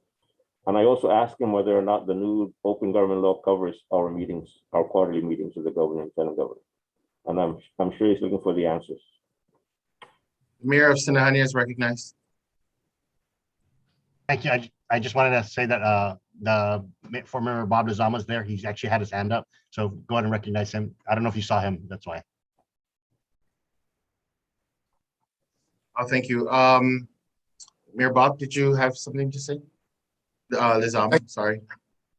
Thank you, Mr. President, for allowing me to just clarify and talk more on the quarterly meeting for October 14. That's on schedule with the governor and the lieutenant governor to make things easier in the plan.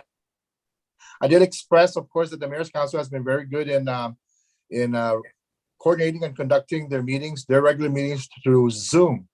And because of the present condition and state that we are, I perhaps would suggest, and also is being suggested that the quarterly meeting be handled at a Zoom setting, and that way it'd be easier for everyone. And if the mayors, although it is the mayor's council's turn, of course, to host, the governor is amenable to having it as a Zoom presentation as well, if you're okay with that. So that is the update that we have. And as far as the open government, because this is a quarterly meeting between the governor and the mayors, that's still being addressed. Thank you very much. Thank you, Bob. Mayor Bob. Angel, I don't have an opposition to the Zoom meeting.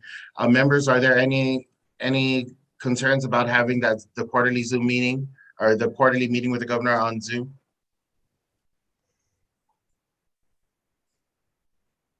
None? Okay, Angel, I don't see anyone saying having an issue with it. So I guess based on what Mayor Bob finds out as far as the publication of the meeting, we can we'll wait for that, and then we can work on the publication and also the Zoom with the details on the Zoom meeting. Okay. Thanks. All right, so I'll just work with Mayor Bob and setting it up. Okay, that's great. Thank you.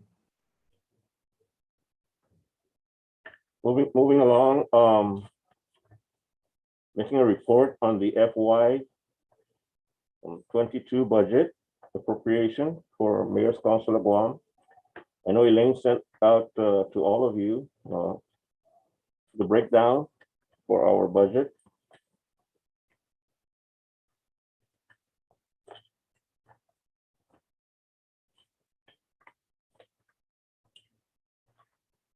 Our budget this year, appropriating for our personnel, our operations, contractual, utilities, and all that. We were given $10,282,372. A majority out of the general fund, and then a very reduced amount from the Guam Highway Fund, which is actually the intent of the legislature is to keep reducing the Guam Highway Fund till we're no longer relying on it. This $10,282,000 is actually an increase from last year, but it's still short in carrying out to the end of the fourth quarter all our personnel needs. On the limited gaming fund, as you can see there, it was reduced from FY21. And that's obviously because of the fact that we have this pandemic and game rooms or whatever activities for gaming weren't bringing in as much money. So it's this year is $442,611. And as we've done in previous years, we just divided that equally. So every village is getting $23,295, except for Derecho that has a few dollars more. Now the big change this year, as in previous years, is we no longer have street maintenance classification. We no longer have public safety and social education programs classification, and no more island-wide beautification and village improvement classification. It was all combined into one, and it's called the VOMPS.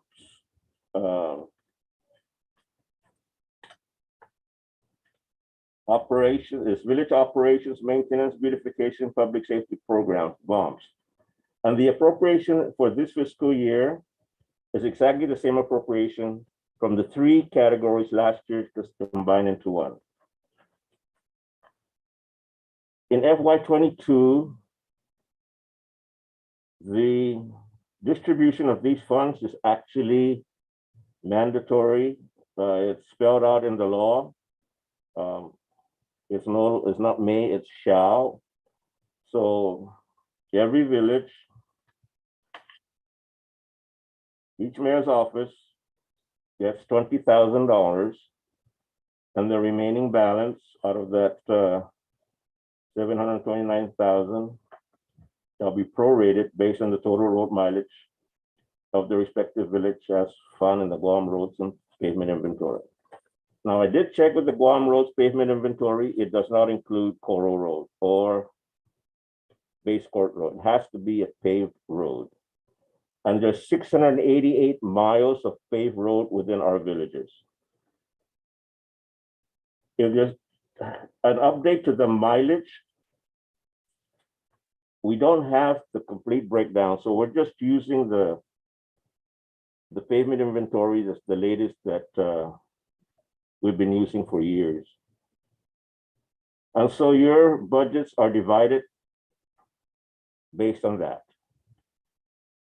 Like I said, FY21, although it's the same language, the difference is that last year it says may, this year it says shall. So your breakdown is there within the package that you received from Elaine. On the host community, this is what Chalampag ordered and in Alahan get every year for the past more than several years is $150,000 to each of them, and it goes to their municipal planning council, and they are responsible for this funding. In section 5, which is only for this fiscal year, and we did this and we asked for this because we saw, like for villages of Derecho and Jigo and the bigger villages, giving them $25,000 to take vehicles or tires or white goods doesn't even begin to make a dent in those villages. We did ask, somebody's not, we did ask for 100,000 authorization, but we settled for the 50,000 as a compromise.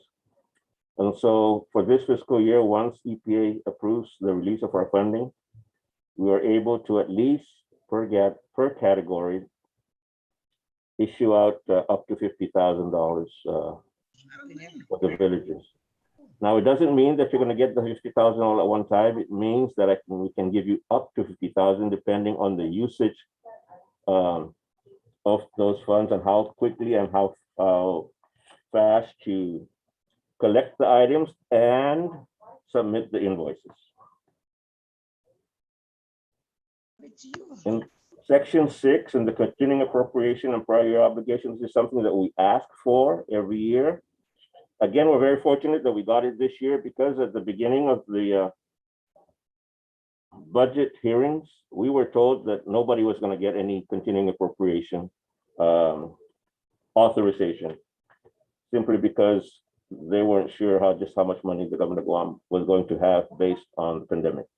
But we did receive it.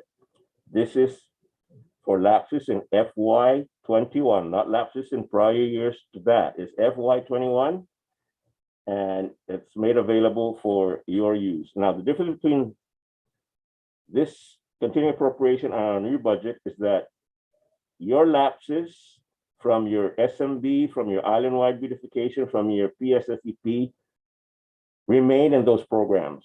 It doesn't become VOMPs. It still becomes SMB, it still becomes island-wide beautification, it still becomes PSSEP based on the allotment schedule you gave us for your FY 21. So your AA should be on top of this. They should be very aware of how much money you still have available in your FY 21 accounts.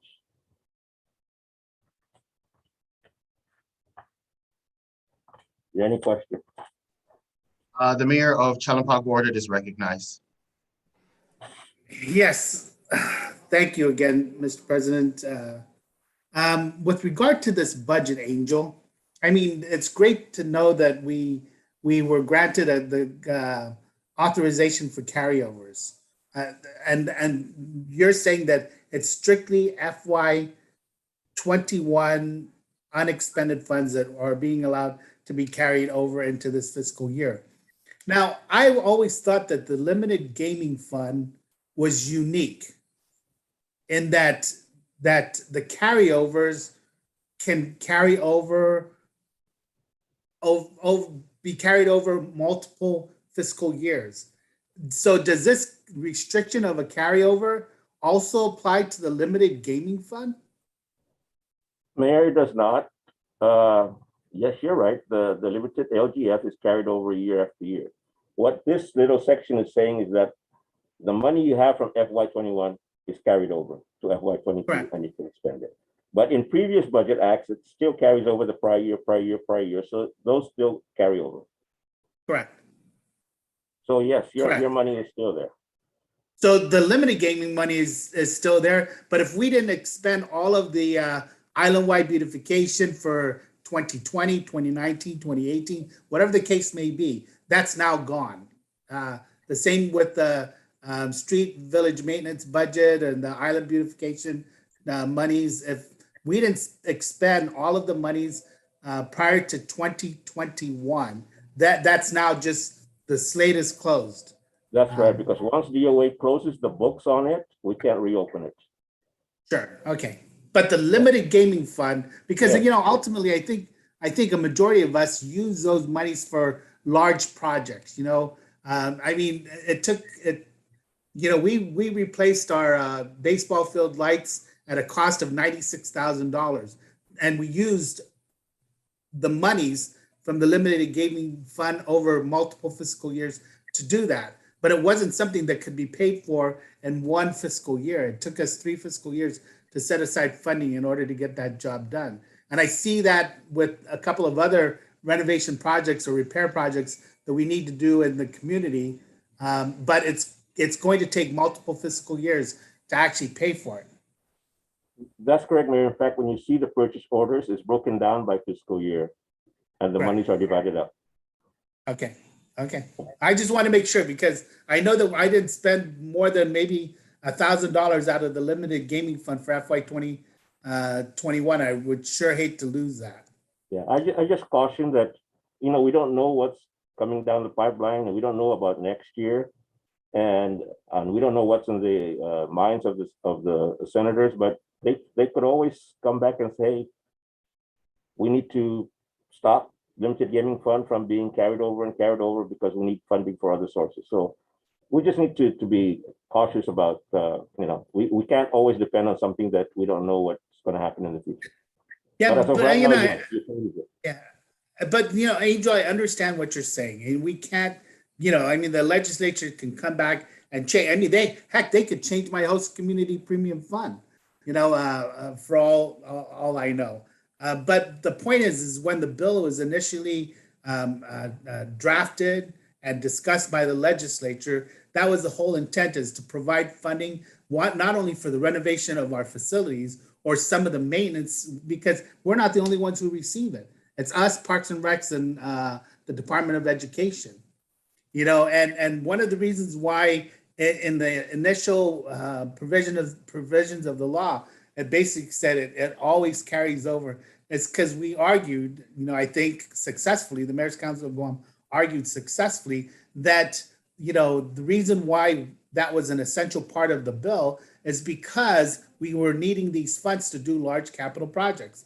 And then I think most of the mayors, you know, and who I've spoken to, realize that finding contractors to do work is getting really tough. You know, I've got a renovation of a kitchen that I want to try to get done in my community center. First and foremost, I need to make sure that I get enough monies to do it. And then once I achieve the general sum that I believe I need, which is about $80,000, then will I have the luxury of finding a vendor to do that amount of work? And that's the justification we use every year, Mayor. Is all of you plan ahead and try to collect all these funds so that you can do your major project. Yeah. So I just want to make sure. Okay, and you answered my question. Thank you. Thank you, Mayor. The Mayor of Melissa is recognized. Can you guys hear me? Yes, Mayor. Mr. President, as I was viewing the public law 36/54, the section 3 pretty much consolidated under VOMS, consolidated the SMB, the IWVBP, and the PSSEP. The last year's funding amount for the consolidated of the three accounts is $729,501. This year on the FY 2022, the funding is the same. The only thing in the section 3 is that those funding were deleted and replaced by newly designated bumps, which represents village operations, maintenance, beautification, and public safety programs. The funding was consolidated. I agree with the consolidation because it provides flexibility in the use of our funds. What I would like to see is that why is it that historically, when the fundings were consistently the same every year from 2012 to 18, we restored the same funding level from the previous fiscal year. This year, the smaller villages stand to lose when our funding wasn't cut. It was just a matter of deleting the three funding sources and consolidating. My recommendation is that we restore it to fiscal year 21 level as well. A lot of mayors, 13 mayors, stand to lose, and those losses go up towards the bigger villages. Why is the mayor's council increased 1 million, yet the mayor's village funding were reduced just because of the verbiage of the language in the budget act? We need to amend that so that we can go back to the fiscal year 2021 funding level. We've been doing it consistently since 2012 to 18, and 2009 and 2010 when the fundings were the same altogether.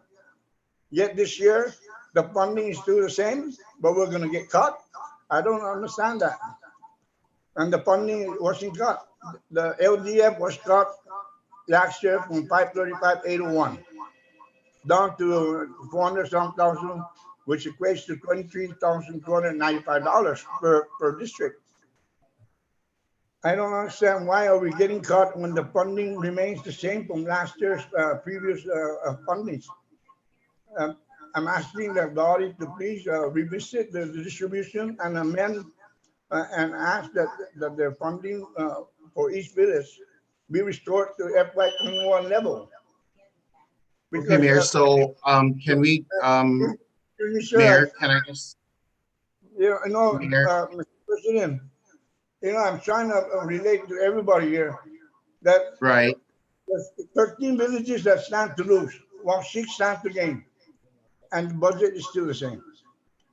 Okay, and I think that we can take your issue up in the meeting, but because this is the executive director's report and he's simply reporting what is law and what we're all going to follow currently, if you would like to include this as a topic of discussion in the meeting, I would just need a motion to include that budget discussion in new business, and there needs to be a second, and it needs to be approved by the body. So is there a motion to discuss fiscal 22 budget in new business?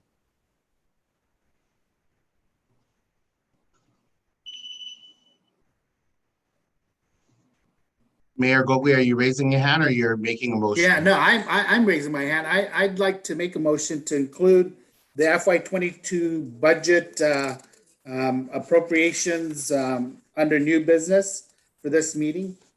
Is there a second? Mr. President, I was Yes, having a ma'am. hard time raising my hands. Maybe the others are not able to raise their hands. There's a motion on the floor to discuss fiscal year 22 budget in new business. There's a motion on the floor. Is there a second?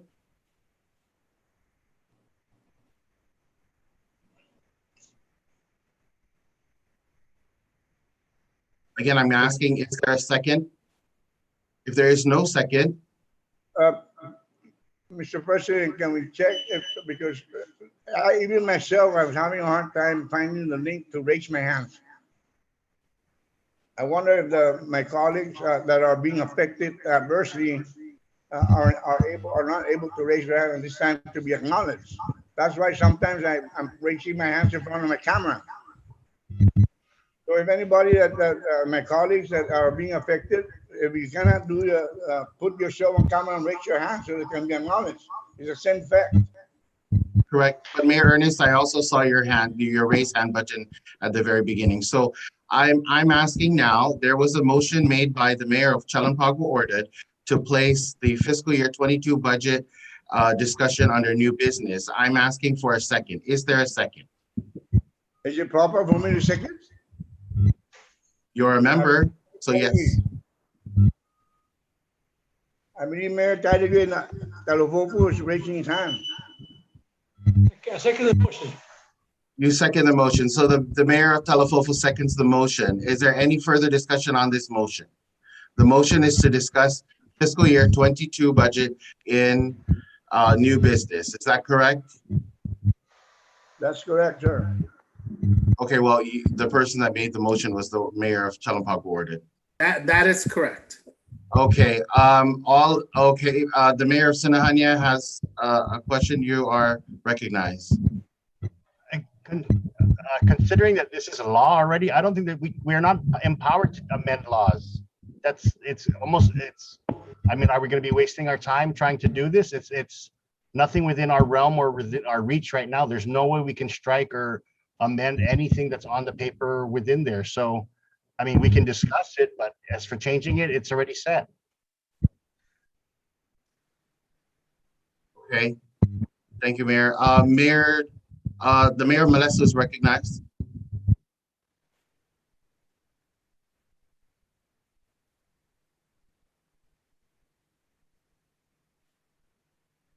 Mayor, you are recognized. The mayor of Molesto is recognized. Mr. President, I hear Mayor Bob Hoffman, but I don't think it's a waste of time and effort to reverse something that will, when we proceed with it and stay with it, is going to provide disparity in the funding distribution. Some mayors stand to lose their entire street maintenance budget from last fiscal year. $14,000 when the funding wasn't cut. Where's the equity and fairness in that? So but the amounts were set by the legislature, not us. Yes, but the submission, Mr. Hoffman, the submission of budgets are presented by the mayor's council, and we present that we justify our budget needs. there's an oversight and there's a discrepancy. Laws are made to be amended.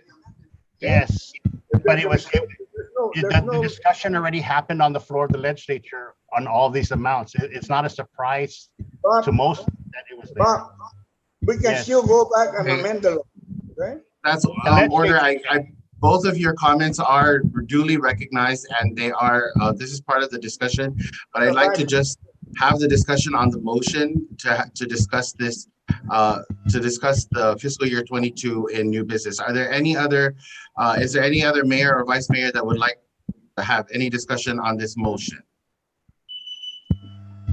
Okay, I do. I would like to, for the record, state that I do agree with Mayor Hoffman that this is law and that the Mayor's Council did have sufficient time to review the bill as it was presented by the legislature by Senator Joseph Augustine. I have to also for the record, say that we discussed it in our May meeting and in our June meeting, and we had a quorum at both meetings, and there was no further discussion about the budget. I want to also, for the record, state that Angel, our executive director, did announce to the council that we are going to be appearing before the legislature during a public hearing for this bill, this budget bill. And Angel did give everyone ample notice and time to respond and to reply to the bill if they wish to acknowledge that or wish to appear at the public hearing. I do want to acknowledge that Mayor Anthony Chargla from Inalahan and Angel Sablan appeared at that public hearing. And so I have to say that for discussion on this motion, I don't know what we would achieve by discussing further this fiscal year 22 budget. I would venture to say that what would have to happen is that a new bill would have to be proposed and introduced by a senator to amend what we currently have. Thank you. The Mayor Meleso is recognized. You know what, all I'm asking is that the legislature will approve whatever is presented. These distribution of funds provide disparity. And our previous practices and precedents that we've been following as the Mayor's Council is that when the fundings are the same, they carry over to the next fiscal year, from the prior year, they just follow the funding from the prior years. And we've done that for more than 10 years. Now, all of a sudden, we're going to deviate from the customary or the historical practices. And that's a waste of time. I think that's inequitable and unfair because a lot of the villages stand to lose a lot while a select few are gaining more. So that to me is inequitable. To lose an entire SMB funding because the verbiage of the language of the law, it's an oversight. We can still go back and request for an amendment to the law. No law is permanent. These are laws that are budget years laws. They don't stay in the book. They're replaced by the funding years the following year. That is correct. Okay, Mayor, is there any other discussion on this motion? Let's proceed to. Okay, if there are no discussions on the motion, all in favor, please say aye. Aye. Aye. Aye. Aye, aye, aye. Aye.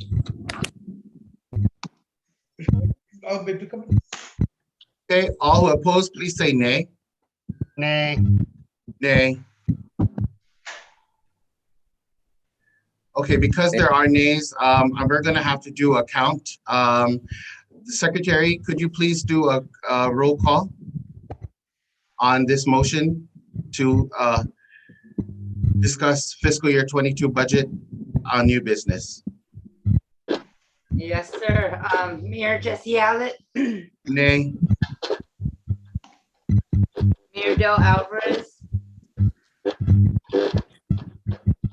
Vice Mayor Jesse Bautista,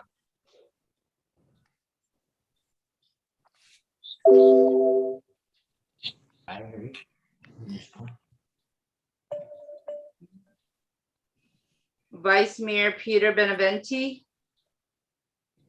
Aye.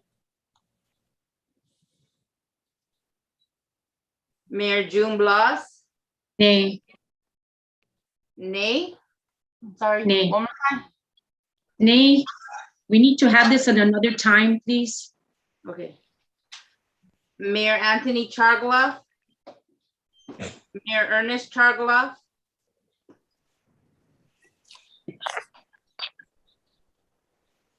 Yay. nay. Yes, yes. Mayor John Cruz, Vice Mayor Kevin Delgado, Nay. Vice Mayor Christopher Farren, Mayor Jesse Gogui, Mayor Robert Hoffman, Mayor Jesse Gogui, yay. Nay for me. Yes. I'm sorry. Jesse Gogui, Yes, I vote to approve the motion. Mayor Robert Hoffman, Nay for me. Vice Mayor Rudy Ariarte, Vice Mayor Loreto Leonis, Mayor Paul McDonald, Mayor Paul McDonald, Nay. Mayor Rudy Paco, Nay. Mayor Bill Kanga, Nay. Mayor Johnny Canata, Mayor Luis Rivera, nay. Mayor Frankie Salas, Mayor Anthony Sanchez, Mayor Melissa Savaras, Nay. Mayor Kevin Tesuico,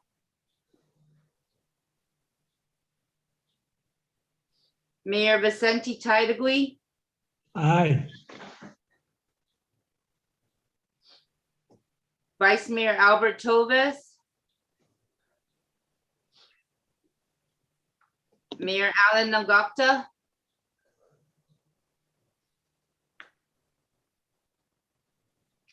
Mr. President, we have 4 that voted yes and 9 voted no. Thank you, Madam Secretary. So the motion fails. We'll move along. Angel, oh, I'm sorry. Mayor Ernest, you are recognized. Yes, Mr. President. So I guess the discussion is not gonna be here. But I've sent I would like to see the person on the Zoom and those that voted nay and yea, because I couldn't hear it on my screen. On my phone. Sure. We can send you the report. Is that okay with you if we could send you the report? Thank you. Thank you, Mayor Ernest. Angel, you can continue unless you're finished. That's it, Mr. President. That's all I have. Budget was the last. Thank you, Angel. We're going to move on to committee reports. Since I do have a committee report on the Commission on Decolonization, I'm sorry. The Mayor of Sinahania is recognized. Thank you. I do have a committee report, Mr. President. So it's actually on the legislative committee. We actually have a bill being heard tomorrow, Bill 196, which gives $500,000 to each village. This is going to be coming from the reimbursement of the 2021 earned income tax credit. That's a lot of money, and that's equally distributed to all villages. Right now, the bill is written. It's for purpose of constructing, renovating, and repairing of our sports facilities. I'm submitting testimony in favor, but how I want it amended to be able to be used for other things other than just sports facilities. As you know, we're building an arts hall. We also have flea market and Sinahania Walks project. So I'm hoping that the legislature will grant the flexibility to include that we could use the money for street names and signs, speed humps, lane markers, reflectors, vehicle purchases, repairs to the recreation facilities, not just sporting facilities like our parks, purchase of heavy equipment, cold mix, asphalt. So really opening it up because we know best. Not every village is a cookie cutter. Not every village has the same amount of facilities. Not every village has a sports program. So I think it's incumbent if we speak in a unified voice that giving us the flexibility with this $500,000 will ease a lot of the pain that Mayor Ernie's currently feeling in terms of what being able to spend in certain programs. So this is a total appropriation of $9.5 million. Again, it's $500,000 per district. And I think thinking outside the box and really participating in this hearing and showing that it's not just going to be for gyms or for whatever, but we really need it for our overall work, and even turning towards green technology like investments in solar panels and wind technology, or using it for federal grant matching, which many of you are applying for. It makes good sense. So from the legislative committee standpoint, I'm hoping to get my colleagues' support on this. It was introduced by Senator San Augustine, Senator Shelton, Senator Munya Barnes, Senator Frank Blas Jr., Senator Pito Terlahi, and Senator Clint Rigel. So call your senators who are in your villages to support Bill 196 and ask for that flexibility for your offices. Thank you, Mr. President. Thank you, Mayor Hoffman. Yes, and I did send that out as well. So thank you for mentioning that. And I'm hoping, I know that the good mayor from Talofofo called me about that.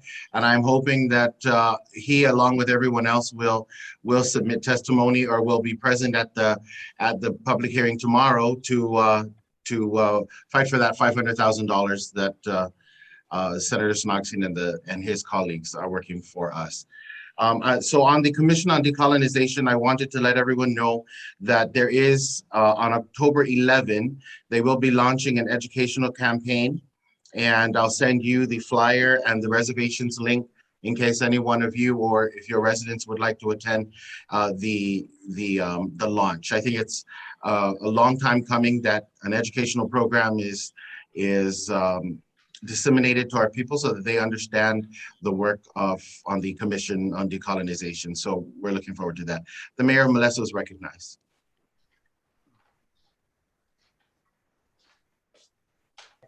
So that Bill 196 is set for tomorrow?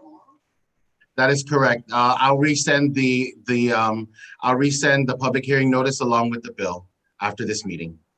Do you know the approximate time, Mr. President? I believe it's 10:30. It starts, I think, at 9, but I think by the time it'll get to us, it's maybe, I think, 10-ish. Well, if you just hold on a real quick minute, I'll. And Mr. President, I'll gladly send via WhatsApp on the social chat to all our colleagues a copy of my testimony. So if you want to just use that as a kind of a stencil to make your own testimonies, my dear colleagues, I would appreciate that. Just getting everybody's support to get that flexibility in there.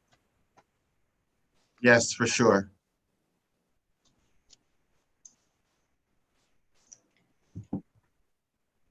Mayor Ernest, we'll get the actual time for you. I do have it, but I also want to let everyone know so that they're okay. 196 is for 10:30 a.m. tomorrow.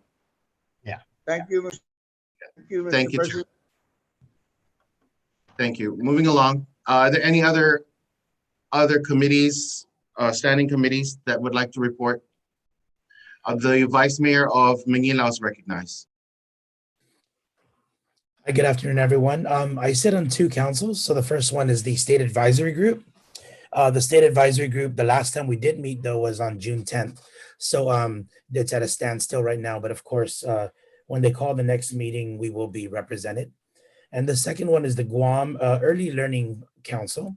They've been meeting regularly, particularly in September, and its members were able to put together a 3-year plan. So they just finished it. We finished it off and we went through it. We dissected it last week, and we will just be letting everyone know in a little bit how the mayors can assist with disseminating that information. That's all, Mr. President. Thank you, Vice Mayor. I do appreciate your involvement in those two committees. Any other member would like to report on their commission or their board? Okay, moving on to staff committees. Are there any? Oh, I'm sorry. The Mayor of Dedido is recognized. Yeah, I just want to report that with the Guam Education Policy Board, I did request that the superintendent also revisit their scope of work for school grass cutting to include the exterior of their fence lines at the schools, because we noticed that the last 2 years, I've gotten concerns from other mayors that the exterior, the perimeter fence of the school lines are not being cut. So I did request that the superintendent have their scope of work adjusted to mirror what we had done in the past. I know that with the 6 schools that we were cutting, we shared that with the school administrators. However, their contractors, their current contractor for this past fiscal year has not done that.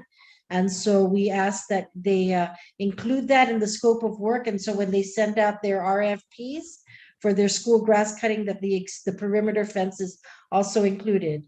And I know that with the villages that had their name changes, there were some villages, particularly in Alahan, had asked that the schools revisit their have the schools change their school names to Inalahan Elementary and Inalahan Middle School. Recently, we sent out Mr. President, I know you sent out that name change. So for the schools that have their village names that have been changed on the school name, there is a resolution for support that needs to be administered by your municipal planning council. But of course, that goes out, needs to be put on your agenda, and then needs to have a public hearing so that can go to the Education Policy Board as well. Okay, thank you. Thank you, Mayor. Any other member would like to report on their board or commission, please? There being none, we'll move on to unfinished business. The Relay for Life, our team captain, Mayor Louise. Half a day. I did send out to our chat this morning the link for the Relay for Life Guam virtual dedications. I hope you are all able to see that. I did speak to you at the last meeting about it being extended all the way to November 30th, the whole campaign, and they were planning to do another luminaria display, but that is still pending. It's on hold. So nothing is happening with that right now. I will keep you informed as soon as they set a date and a venue. Also, there will be a big wave with Guam Cancer Cares, and of course, in support of, all our survivors and those lives touched by cancer. There's going to be a big wave on October 29th, and I'll be sending you all the flyer on that. I know that they're reaching out to many of the offices already, just to stand outside your office and wave, or go to a busy intersection, a busy area in your village. And we still have shirts have come in, so everyone should have got their shirts already. The only one still pending that we have here is for Agania Heights. If anyone else is interested in getting shirts, please give me a call or message me. Let me know what you need, and so we can try and accommodate you. Again, the campaign goes all the way to November 30th, so feel free to leave your message up there showing your village support for all those lives touched with cancer. And I hope you are all able to see that link that I sent to you on the chat. If there's any questions or anything, just feel free to call me, or you can ask here now. That's all I have, Mr. President. Thank you. Thank you, Mayor. Are there any questions from the members? There being none, we'll move forward to our foster care project. I have to thank those mayors and vice mayors that attended. We've had 2 meetings so far with a group of interested, well, I'm sure everyone's interested, but a group of those mayors and vice mayors who are willing to help execute the campaign.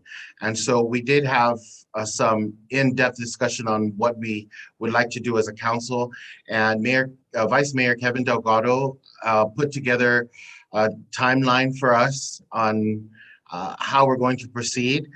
And of course, we have not confirmed all the events for the campaign, but we'd like to share the information with you in hopes to get your suggestions on how we can make this a most most fruitful campaign for foster families. And so if I can ask Vice Mayor Kevin to share with the body our discussions the last two meetings, please. Thank you, Mr. President. Thank you, colleagues. So again, at the last meeting, we wanted to set a goal for the Mayor's Council of Guam to find at least 19 families to serve as foster families. So we thought that maybe if we plan a campaign in which each village can at least provide 2 interested families, in our hopes that at least one of them will commit, then we can reach our goal by December. We wanted to do it by December, and that's why we coined the campaign, The Gift of Family. We had some youth from the community that put together some sample logos to see if we can use that for our campaign. But our approach is going to be multi-pronged. The first one is community education and awareness of the need for foster families through public service announcements and infographics for social media platforms. The second one is for mayors and vice mayors and our municipal councils to assist us in identifying at least 2 families in their village that may be interested in serving as foster families. The third is scheduling 3 regional informational meetings. It could be either in person or virtual, led by Mayfei and also facilitated by us for these interested foster families. And the fourth is planning a culminating event in December to close off or to wrap and put a bow on our actual campaign from now until December. So it is our hope, mayors and vice mayors, that if you would like to assist, we are asking you to consider submitting the names or even talking to some families that may be interested in foster care, and then we can actually refer them to their respective informational meetings. The committee tentatively scheduled 3 meetings. The first one is on November 8th, and we can send this information out, or at least it'll appear in the minutes. November 8th will be the Northern region, and Mayor Savares has generously offered to be the host. This will be at 6:30, and again, we will decide if it'll be in person or online. For those who are interested in the Central region, I've been tasked to identify a space for 6:30, and again, that's on the 9th. So it's Monday, Tuesday, Wednesday, and Wednesday, of course, are those who are in the southern villages, again at the same time. And we did get a representative that notified us that Mayor Alvarez will be willing to take the lead. Again, that's November 8th for the northern, 9th for the central, and the 10th for the southern.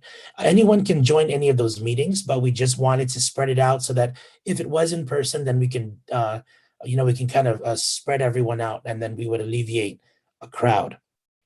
We do have a proposal for a culminating event, and the committee is proposing a drive-through Christmas party. And this basically was, I've been talking with Mayor June. The committee thought it'd be the best, in the best interest of safety, if we just have a drive-through event at the Tizen Carnival grounds, where around the area where they currently do the testing and the vaccination, or the testing at least. And this is scheduled for December 22nd. Again, these are all proposed, and this is a Wednesday, 6:30 p.m. to 8 p.m. And what we would ask of our districts is basically if you would like to either decorate a pre-existing stall at the Barrigada site, or if you would like to just set up a pop-up tent at your designated area around the loop so that the families can just come in and either get a Christmas treat like candy or a small gift, or play a game from their vehicle. And again, that's our way of getting the council involved. So again, all we ask of you, our colleagues, is number one, if you can identify families who would be interested in being foster families. Number two, sharing the infographics that'll be approved by the body that's leading up to these informational meetings. And then number three, joining us for that drive-through Christmas party on December 22nd. So if anyone has any more ideas, again, these are just proposals. And Mr. President, back to you. Thank you, Vice Mayor. So again, just so that everyone knows, we decided that we would work on this campaign because we weren't focusing our efforts on our Christmas party. But at our committee meeting level, it was proposed that, and I know we use culminating activity, but we're hoping that this is not the end of it all, that it would continue to be throughout the year. So we're looking at this Christmas activity in December that would involve all our offices to show our support for our foster families. And we're hoping that by that time, we would have reached our goal to recruit 19 foster families. What is important to note is that we're not just looking for mom and dad. If there's a single resident out there that you know of that is able to foster, the singles can certainly foster. I have in my own village, I have 80, I think she's 88 now. She's still fostering. And so our grandparents who live alone and might want some company, that might work for them. But we feel that as mayors and vice mayors, we know the pulse of our people and we know who is out there. And so we're hoping to have all of this wrapped up by next week so that we can execute our campaign. And it really will work if we get your involvement. If, again, we're asking that if you can't attend our committee meeting, that you can send a representative that can speak on your behalf. And we can certainly iron out all our informational meeting formats and times if it's necessary. Vice Mayor Kevin did propose November 8, 9, and 10. But if that doesn't work for a particular area, please, let us know. We are grateful for the Mayor of Dededo, Manila, and also Santa Rita for hosting those three. Can we have more? Certainly. So if you feel like we need to have more on other sides and have further south or on the other end of the island, wherever, let us know. We're willing to do it. Nothing is, we're bringing this to you to share because this is our campaign, and we're hoping that we can get your feedback. If not here, then everyone knows how to contact us. Are there any, the Mayor of Molesto is recognized. Thank you, Mr. President. Some of the foster kids, they come from Child Protective Services. They're either abused, neglected, and directed by the courts to, place them in foster care. So what as far as my involvement, I can put out flyers in my village and ask who's interested in being foster. And my recommendation is that if there's children that live in the village, rather than placing them further away from the village, if we have foster parents here within the village, it makes it easier because that child is not being torn from the village that he loves. It's only because of the neglect or abuse. So I'd like to engage them. I'm going to advertise in my village those who are interested to be foster parents so that those kids that are living in the village don't have to be relocated, because this is where they love to stay. I mean, they're probably born and raised here. So I don't mind getting involved, but I need to know the foster care, how did they come in there, because it's a child protective. The child protective, when the courts, they do a PINS hearing, it's a person in need of services, so that they can be located and found foster care, and to such time that the court can find a permanent solution to their situations. Thank you, Mr. President. If I can get that, and I don't know if we want to standardize our flyers, I can do my own. Thank you, Mayor Ernest, for mentioning that, and we do appreciate your involvement and your willingness to participate. We will have standard flyers for all of us because it's a Mayor's Council campaign, and that's what we're working on to finalize. Hopefully, by next week we'll be able to finalize all of that and send that out to everyone. And we're also trying to solicit help from our media partners to see how we can actually get the word out, because we're certainly going to need help. Facebook and WhatsApp is not going to suffice in this campaign. We have to campaign like it's our own campaign, like it's our own election. So thank you, Mayor Ernest. The Mayor of Talampag Ward is recognized. Yeah, thank you, Mr. President, again. With regard to this foster care family initiative that we're trying to do, can we include in the information that we're trying to emphasize in order to try to seek families who might be interested in becoming foster families? Can we get from BOSA the demographics? I don't know about where they live, if that's something they're capturing, but at least, you know, the number of children in the foster care, maybe broken down by age group, and possibly even ethnic groups if we have that, because then we can take a look at some of the more affluent, say FSM families that might be able to provide a place in their home and become a foster care parent, saying, hey, look, we have this many FSM or Chamorros or Filipinos, and even target maybe ethnicity or families who are affluent within that ethnic group in order to maybe step up as foster care families. Because I believe Guam has less than 10 foster families, registered foster families with public health. And there's got to be ways to better promote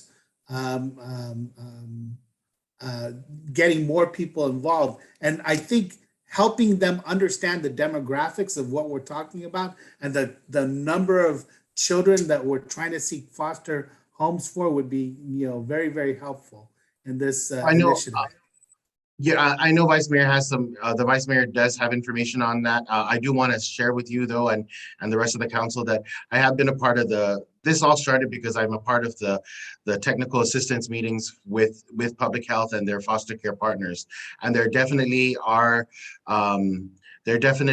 plans to get into the other communities, the FSM community. And of course, the military is a big part of foster care on Guam.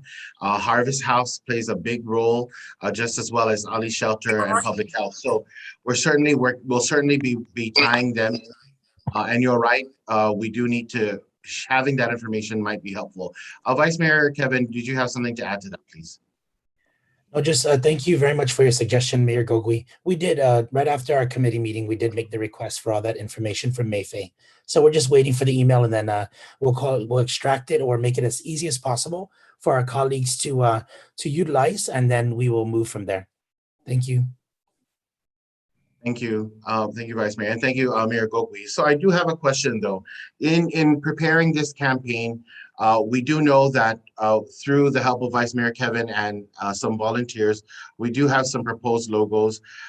Is there, and I'm speaking now because I'm not sure how we're going to actually navigate this, but there might be a need to develop a professional logo of sorts or a professional PA. Would there be any objections to hearing our proposal, our committee proposal on any kind of additional funding that's going to be necessary from the revolving fund? Would there be any, I mean, I don't know what we're talking about, but I'm saying if at the committee level, we decide, well, this is what's going to work best for us and we're going to need X amount of money, hundreds of dollars, perhaps, maybe 1,000, would that be something that we can consider addressing? Or would there be any objections to considering that? The mayor of Dedito is recognized. I'd like to motion to take from our dues, because that's our money, no more than $1,000 if needed, that can be used to develop a logo or a seal for this promotion for the foster care program. Okay, thank you for the motion. Can we include that as 1,000 and any other advertising or marketing component? Yes. Okay, so is there a second to that motion? I second, Mr. President. The motion is seconded by the mayor of Sinahanya. Any further discussion on that motion? All in favor, please say aye. Aye. Aye. Aye. Aye. Thank you. And all who oppose, please say nay.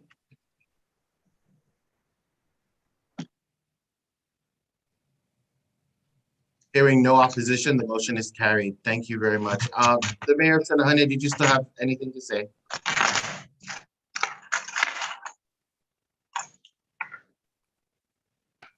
Yes, I posted in the social chat the copy of the testimony in support of Bill 196. So if you can please get that in ASAP, take a look at it or give it to your AAs to also tweak and make it specifically for your district. You don't have a community arts hall that you're building, so don't just copy and paste to make it specifically for your district and your needs, and talk about really what you need to use the money for. And I totally feel those smaller villages, and I'm a small village, but we have a lot of programs ongoing, but this might be the way to kind of offset that limited gaming fund loss. This is a way to offset some of the other things you might need to use because this money is from the EITC, so there's really no real there's no real restrictions on it per se. It's just making sure that we get the community support in this, and I think you speak for a community, so thank you, Mr. President. Thank you. If it wasn't 12:46, I would have gavelled you and told you that you were out of order. Anyway, going back to the foster care project, are there any Vice Mayor Kevin Delgado, did you have anything else to share on regarding the project so far? No, you're good. Just open to any ideas, but the sooner we iron it out, the faster we can get the campaign going. For sure. Okay, members, any other concerns or any other comments regarding the foster care program? Okay, if there are none, we will keep you posted. We should have some updates by next week. Thank you. Moving along to, we don't have any new business. Any announcements? I do have some announcements. The first announcement is that the Emergency Rental Assistance Program, they are requesting our audience next Wednesday, October 13 at 10:30 a.m. via Zoom. We will be sending you the meeting link again for the Emergency Rental Assistance Program. That's my first announcement. My second announcement is that the former Congressman Robert Underwood is again requesting our help with the Guam place names. He has sent a letter to me regarding our help, and he will give us a set of names, and if we can take a look at that and see what we can do on our end, whether or not we can, however we can assist in getting those names correct, or as correct as close as possible, he would request, or we appreciate our assistance, simply because we have more staff than he does, which is, I think, none or one. And so I'll be sending that out to you, and we'll be following up on your response. And then the third one is the Contre Calebla. I'm sure you remember, those of you received the basketball backdrop or backboards on the Contre Calebla. There is a contractor that was awarded the project to I guess finally install those that have not been installed. And so Jane Dia, or the contractor, Jane Dia is from Public Health. She was on the call earlier. I'm not sure if she's still on. But again, they will be contacting you regarding those Pacific Auto Shop 734. Okay. Those backboards. Mayor Savares, you have the floor. You are recognized. Are we on announcements, right? Yes, please. Announcement? Okay, National Take Back Day. This is when we collect drugs, the expired medication. We are set for October 23rd. I know that they did ask us if they can do that here at our Dedido Senior Citizen Center. So for anybody that has expired medication, drugs, illegal drugs, drug paraphernalia that need to be disposed, no questions asked. Just come, drop it in the box. We will be working with the Guam National Guard, the Counter Drug Program, and the Drug Enforcement Agency, DEA. That's from 10 to 2 on October 23rd, Saturday. Thank you. Thank you, Mayor. Angel, you are recognized. Yeah, the State Funeral Services, Memorial Services for the late Commissioner Roman Tanaka is this Friday at 1 o'clock at the Guam Legislature. For those of you that are committed to attend, please be there by 12:30. Thank you. Coat and tie. Thank you. Any other announcements? Okay, no, if there are no other announcements, any member had, okay, there's no other announcements. Well, it is 12:50 and this meeting is now adjourned. Adios, mas, everyone.